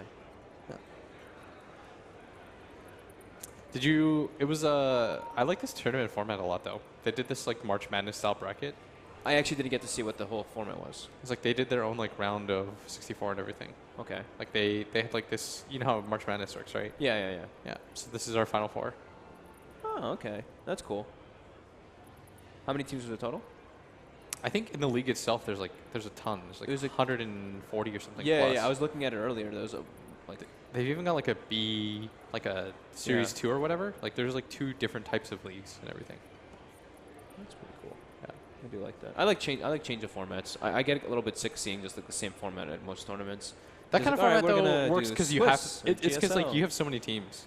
Yeah. So it pays off, right? That is really true. It's like you can build off like narratives and stuff like that. So we need more teams, is what you're saying. So we need to have 256 team tournaments. 256 team tournaments. Get all the tournament organizers to like collaborate at once. So you didn't go to either of these schools, right? No, I went to Purdue. Went to Purdue. Boilermaker. I didn't go to either of these. I'm aware. Yeah. I thought we were saving that for... We'll save that for the next game. Well, my brother went to RIT. Did he? Was not to bash RIT. RIT was kind of depressing when I visited a few times. Why? I visited in the winter, though. Okay. It was real depressing. It's very gray. So was Purdue. Really? Yeah. I liked RIT, though, because it was like... I don't know. I visited a few times, and it just... I felt like at home, it was like all like these, like... I felt very nerdy. Like the element. Like, my brother was doing video and stuff and all that, and production. I just felt like I was in my element, like, just walking around. And I was a lot younger. I see. It was like 10 years ago, but... Purdue was... Everything was like brownstone. Okay. The architecture was not updated over the years. And it was just a boring school. Really? I just played Dota all the time. I don't know. I don't know if Rochester was... I mean, they probably don't know. They probably would say Rochester's all right. Just cold. It's just cold. You know what it is? It's like I have no school pride until somebody talks negatively about my school. Really? It's like I went there, so I get to talk about it. It's like that kind of like loving pride that you hold. I guess I would do the same, even though I got kicked out of my school. But I still would like hold a little bit. Yeah, it's like Purdue or here, I'd probably be biased. Does Purdue have a Dota team? I don't know. You don't know? You know, it doesn't shock me though that like Rochester and Stony Brook and stuff. Like I actually haven't got a chance to see too much of all the collegiate stuff, but some of the teams that I see up here with Dota teams, I'm just like, this makes a lot of sense. I used to go to these schools, and I had a feeling. I knew. I used to play Dota here. I'd see the local area network. I'd see the Dota 1 pubs getting hosted up. That's how I got into Dota. Local area, just LAN? Yeah, I found like LAN, then a bunch of people joined, and they happened to be in my dorm. That's what happened. Well, that's not how I started, but that's how I was playing for a bit. Yeah, shout out to, I was in Earhart. It's my freshman year dorm. Do you remember yours? Oh my god, what was the name of my building? Mine is famous because it's named after Amelia Earhart. Oh my god, what is the name of... Oh my, I hope none of the Stony Brook guys are here because I forgot the name of my building, but I was in a building and I would always play one-on-ones and stuff against my roommate in Dota, and we'd always just check the LAN thing, and we'd just see like games pop up, and we'd be like, we got to join one of these one time. Let's see if they're good. We joined them one time, and one of our roommates across the hallway actually was Chaox. You know who that is? Dota Angel. I think he went to Pro League for a long time, for like 4 years. He was playing professional league. He was a disgustingly good Dota player. So we're was like, he? Disgustingly good back in Dota 1. So we were like, all right, well, 3 versus 5, you guys. It was me, my roommate, and him versus 5 people. These guys were so bad. I had like 160 kills or something as Zeus. But it was some of the funner games ever. Was he a good league player? He was a really good league player. He got to competitive for like a while, for a couple of years. He was on TSM. Didn't like Dota 2? No, I think he was also focusing on the money. Okay. In the beginning, it was like Dota was you a lot lower. You talked to him at all? I still talk to him a bit. I talked to him recently, actually. That was kind of cool. I hadn't talked to him in a while, and I was like, "Hey, dude, how's everything?" And it's kind of funny because we both went the opposite ways. Yeah. I stuck with Dota. He went with League, even though being an original Dota guy. Yeah. So it's kind of cool the way when we like chatted about it, like the differences. Well, I think we're meeting up for lunch at some point next couple months in New York. Cool guy. That's nice. I grew up with like AUI. That's hype. I like AUI a lot. Actually, our crew all made it to Dota or esports. It's like I made, what was it? The two people that I originally met, like that I've known in Dota the longest, are AUI, Huantiai, and Tides of Time. Tides of Time. Yeah. No Tides. He's like he's playing Hearthstone professionally for like C9 or something. Is he still playing? I think he stopped for a bit, right? Did he? Yeah, I think so. I think right now he's working on real life stuff. Last time I talked to him, he's like got a real job, and he was like focusing on programming and stuff. Oh, okay. Yeah, fair. He was my roommate for a while. Really? Yeah. I actually know that. I like Tides. He's a chill guy. Yeah, he's a really chill dude. I've never seen somebody try to like take the blame for things more than anyone else. Like he always like blamed himself and just would try to pick everyone else up besides himself and be all emo and depressed. And I'd be like, dude, you can't be like that. You gotta feel for yourself sometimes. I like Tides. So it looks like we should be getting, have to listen to us talk about nothing for a while. We should be getting back in the game. It does seem like everything's resolved, and we will be getting unpaused in 2 seconds. All right. So we had some pickups coming out, right? The Doom was getting Aghanims. I think Shadow Blade was picked up by PL. Does PL even have buyback? He hasn't full committed for it. Okay. For the purchase, that is. He's saving by. But he's 15 and 1 and 11. I don't know. I don't think he's gonna. I think he may just commit for it. Especially with BKB. Yeah. I don't know if Silver Edge changes things like that much, though. I agree. I actually don't. I think maybe he just wants to have more elusiveness. Like the lack of reveal in the fights has been apparent because of the glimmers. So I feel like with this, he can commit doppel for kills and use Shadow Blade to get out, one or the other, right? Yeah. So that's what I feel like he's really emphasizing. I think you want detection on your Storm right now. Yeah, I agree. That's what I was like. As soon as he gets BKB, you get like a gem or something for him. Dish the bottle. Oh. Gonna run into. Whoever it is, he's just gonna zip out. Maybe he senses that people might be behind him. Abaddon gonna cut the mid wave. The rest of his team is right behind him right now. Has the Octarine queued up. And how close are they to the level 25 on the Abaddon? He's two levels away, 1.5. That is like the... Pretty close. It's not even half. Oh. Getting pulled back here, though. There is backup coming from Brandon. Starting to get low-ish. We'll be okay. Yeah, he's really tanky. But look at them. They've already set up the birds on the sidelines. They're getting ready to prepare for the racks. The range racks, 20 HP.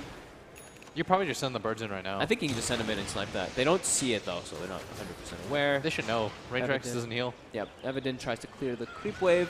We'll get some of them. Where's the initiation? And for McMaster, they just want the racks. Yeah. They don't care if they lose the fight, as long as they walk away from the racks. As Evidin gonna zip in with the Shivas, clear the creep wave out. I did that before he even purchased the BKB. What if he just gets like instant bird dropped or something and then to Atos and just dies there? That'd be boss. Birds aren't in position though. Yeah, I mean that's still pretty scary if you're going for those type of plays. Yeah. He's holding his buyback though before for BKB. Everyone should right now. Yeah. Simply the Doom. On the side of RIT, that's like your best. They know this best is the quality, most important fight. Like most. If they can hold it like once or minutes. twice, they're good. Yeah. So they're just gonna keep clearing out the wave. Side lanes are pushing in though. Double siege wave down bottom is pretty hefty. There goes the racks. They're just all in committing for this right now. The epicenter gonna fly in. Evan with the initiation. Eradicate just picking up kills left out and right. They're trying to all in commit right now for this racks. It's starting to get a little bit It's Crimson damage Guarded though. Yeah. That's going to be a kill. Oh, man. And they lose 3. That should be a full team wipe. Clockwork fails. So they'll lose 4. But that Crimson Guard there, the Doom ups Crimson Guard, and the entire damage of the birds on the racks is negated. Yeah. They hit for 0.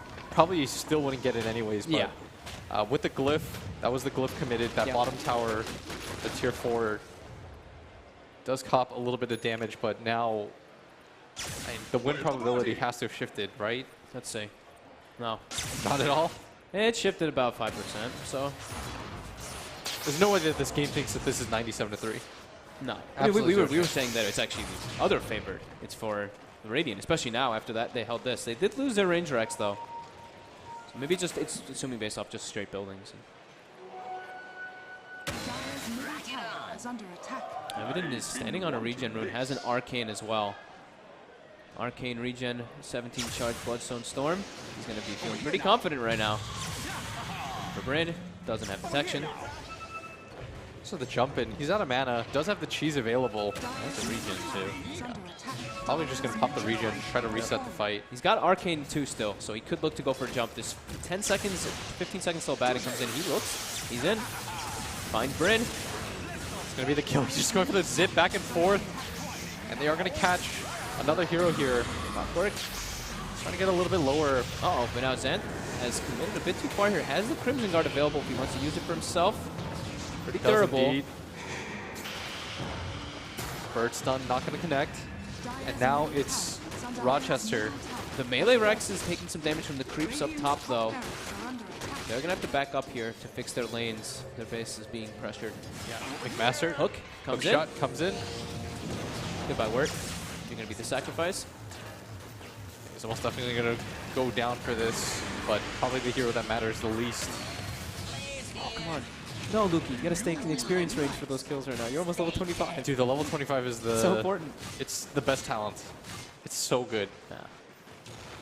But at least it got nerfed a little bit finally, right? When it was plus 300. What is it right it's now? Plus 225 now. It's still a pretty ridiculous. It's like a 400 pop. Yeah, 425, right? Yeah. Gold figurine to my house. So now they can commit for those big items we were talking about. They were holding for buyback before, but with them able to get that wipe and go down mid, they can finish their items up and still have buyback too. So BKB finished on Evident. He has buyback. Aghanim's on Doom, full buyback. Same thing with PL finishing up that Silver Edge with buyback. So they've got the Silver Edge Doom hit now. Yep. It's like the game is just getting more and more complicated for McMaster. 20 minutes ago, you probably would have said like the game is pretty much all but done for them. Like they more or less wrapped it up. Yeah. Now the game's just awkward. Well, Aghanim's Doom disables passives, right? And this is technically a passive, so it shouldn't be able to. It shouldn't pop anyway. Does it count? I think that counts as a passive still too. Yeah, I'm pretty sure. I'm pretty sure that if your Ag's doomed, your bar time will go off. We'll find out. We'll find out. Yeah, it's whatever. I mean, either way, it's Silver Edge is. I think he just wanted it for a couple of reasons. So Aghanims on Aghanims on Aghanims.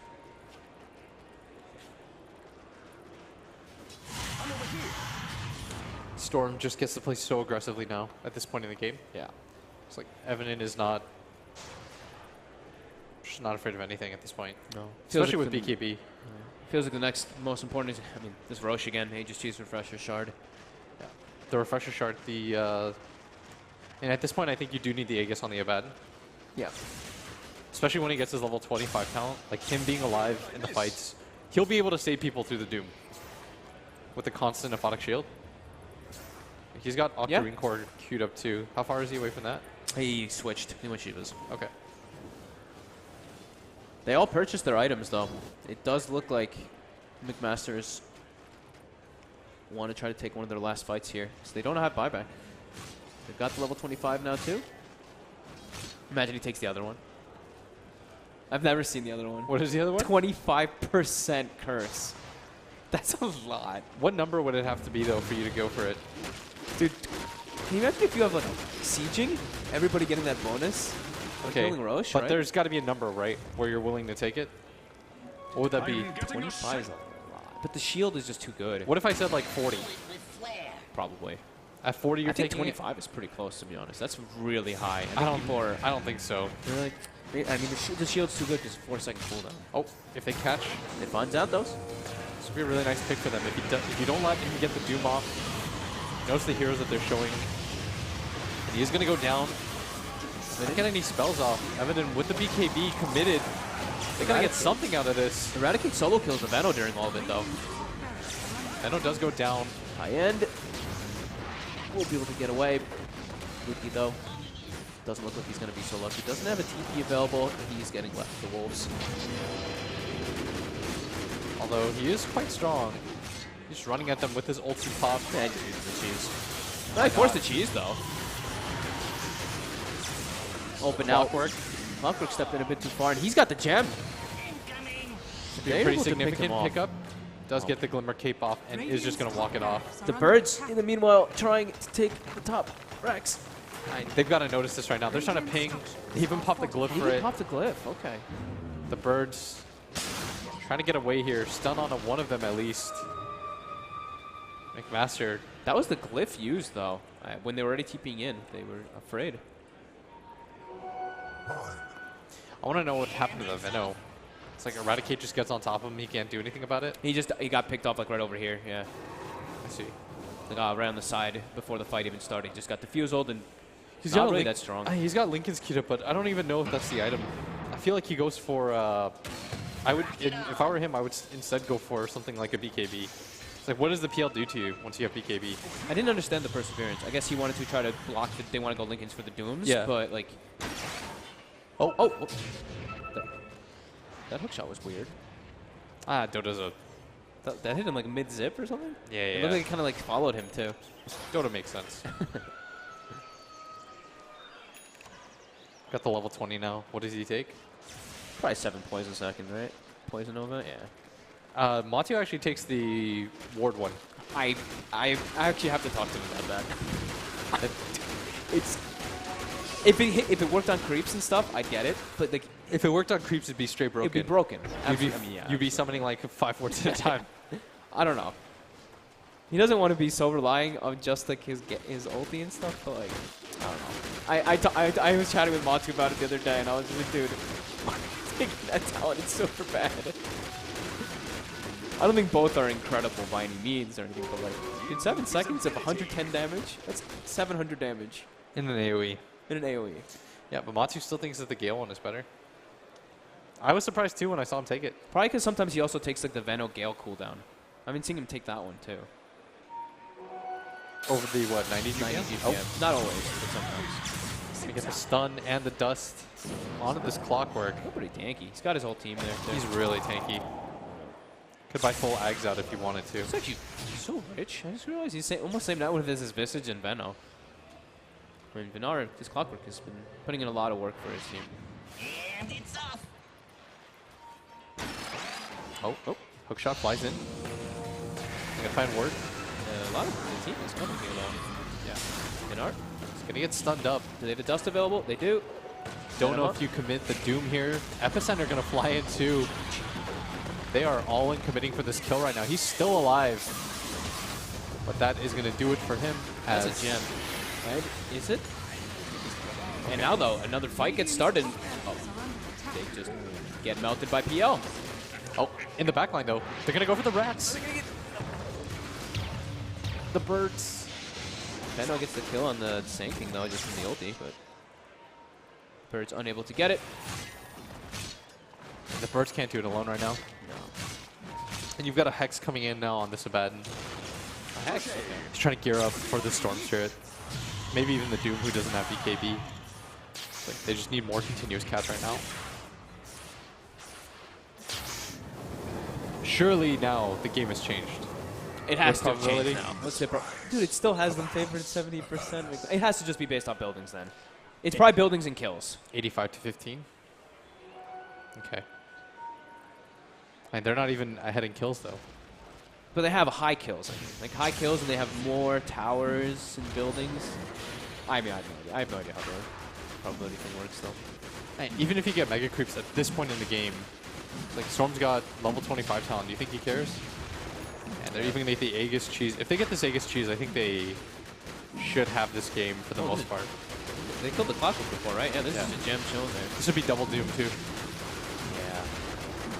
I mean, if they get this one, I really don't see how McMaster takes it off. Okay, so they know they threw in the rocket flare. Here comes the hook. It's still alive though. Too early. The mask clicking. He gets the Aegis. He got Aegis. Anything else? Just Aegis. Just Aegis. Value. There's the cheese. Trying to get the Doom the refresher shard right now. But Nar, very nice Aegis snatch by him. He tanks up for quite a while. The birds were trying to take the space and look for that Rax there, but Doggy sinking. Was on the prowl, was able to find them. Nice, So nice Aegis steal though. Yeah, who has what? So Cheese is on Storm and Doom definitely has her. Oh. I saw them have it. Yeah, the PL had it. I think they used it. Did they click it? Ooh, that'd be brutal. I know that the PL had it. I'm pretty sure. I saw them have the refresher shard. Somebody used it. Huh. You would really like that. Were we not paying attention? Did they use like double pull or something on the Storm or something? Were we not paying attention? There's like no way that anything's worth. Double Doom would be the best thing right now. But it's gone. Where'd it go? It's just gone. Objectively, Double Doom. Can you sell the refresher shard? I don't think so. You can sell cheese. I've never tried. It's like, why would you want to sell the refresher shard though when you've got a Doom? Dude. Even Sand King's okay with it. Come on, Will. I don't know, man. Someone had to have clicked it. Yeah. I didn't see anyone on Dire with it either. I mean, I was positive I saw it already in inventory. All right, so lanes fixed up. Evident pushed in bottom. Mid lane pushed in by Eradicate. He's so farmed at this point, and they all have buyback as he's gonna get doomed up, but he counter dooms himself. Still trying to stay in range. Yeah, it doesn't. Yep. You don't get yours off. Just dies. He does have buyback available, but now Eradicate is able to find high end as well. So they force the buyback. Bryn also gonna die. Eradicate just chasing out December here. December forced to try to TP back, but the stun comes in. Shield will protect him for now from the aggression. Lotus Orb as well. Still getting chased, but the Glimmer will save him nonetheless. Yeah. And the triple buyback. Has the buyback for that. Just gets doomed and obliterated at this point. Maybe you go for it if you're the side of McMaster. Oh, hook shot does not land. Storm going to go for the long zip out. Is successfully completed. Had to use the cheese for that engagement. The birds continuing to try to snipe. It's not level 25, right? Yeah, it's only still three birds, not 4. Last one goes down. No resummon for 20. They've got glyph up too, so there's no no threat of a shenanigan. No mad dash. So triple buyback. And they can't deal with this PL anymore. Now let's see the percentage. It's still McMaster's. Nah. It still is. I know it is, but I don't think it's. When he was saying it was like 97-3, we were giving it like 70% to Rochester at that point. Yeah, I was already leaning toward Rochester. It'll get there in time. It's just taking them a little bit too long to go for these high grounds. Yeah. Luki. With the Radiance, they should see the burn here. They don't have a detection. The gem is on the sink, and Luki is very far up to get spotted. They see the Radiance burn. PL starts to back up. They know he doesn't have buyback at this point, too. Yeah. It's the rough part. Oh, Doom's got one of my favorite talents of the game. It doesn't look so threatening. Oh, but it is. What? The 3% Infernal Blade. Plus 3%? Plus 3%. That's a lot. Yeah. What's the base? It's 5. So you get up to 8. Every was like 4 seconds? Yeah. Really ridiculous. Fight down bottom.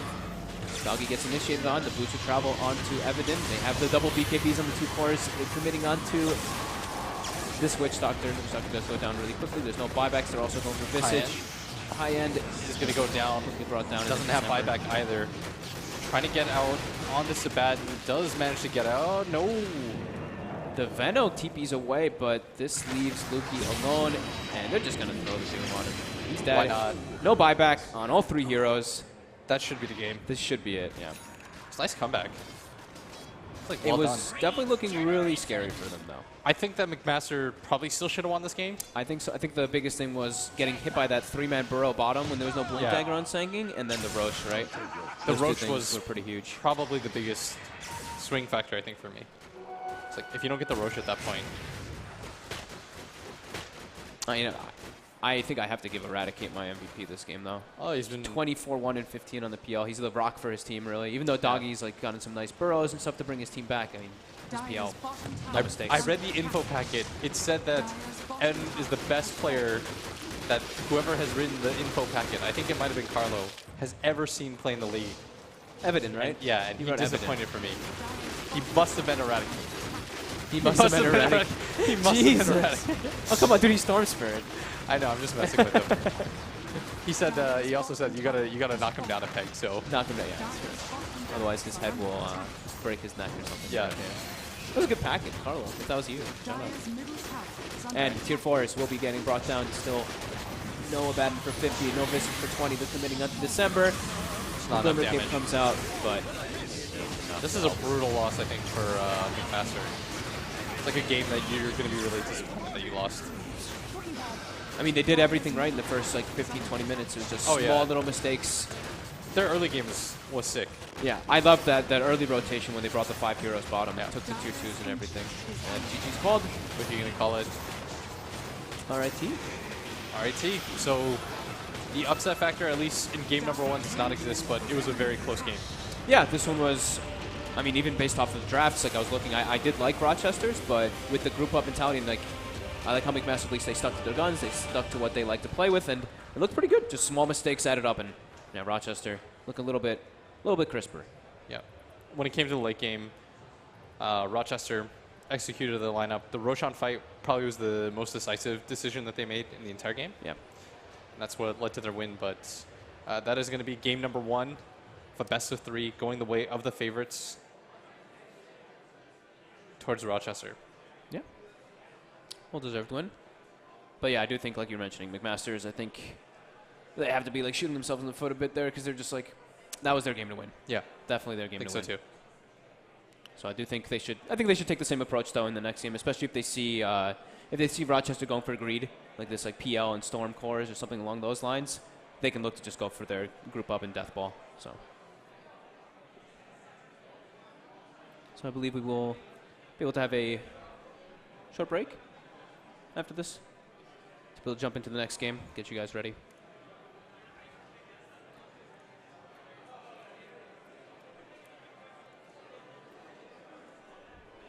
Maybe not. That's fine. Don't think the lobby's ready, but it looks like they're kind of talking through. At least McMaster's is really talking about what went wrong during the game. It looks like RIT's a lot more like kind of relaxed about it. Yeah, I think they know that they were outplayed in the early game. Yeah, it's like it's a more annoying loss, I think, for McMaster. It's like Rochester's like, okay, I think you feel better when you get wins like that. Yeah, it's like games that you should have lost. A game that you just like full comeback, even though. Do you feel like that though? Even when you feel like you're like a better team and you have like a game like go like that, you're just like, wow, this shouldn't have happened. You feel like the that's emotion probably came negative. That's the kind of game that you probably feel like that was probably the one that you'll struggle with the most. Yeah, it's sort of like that kind of game. Okay. So. Okay.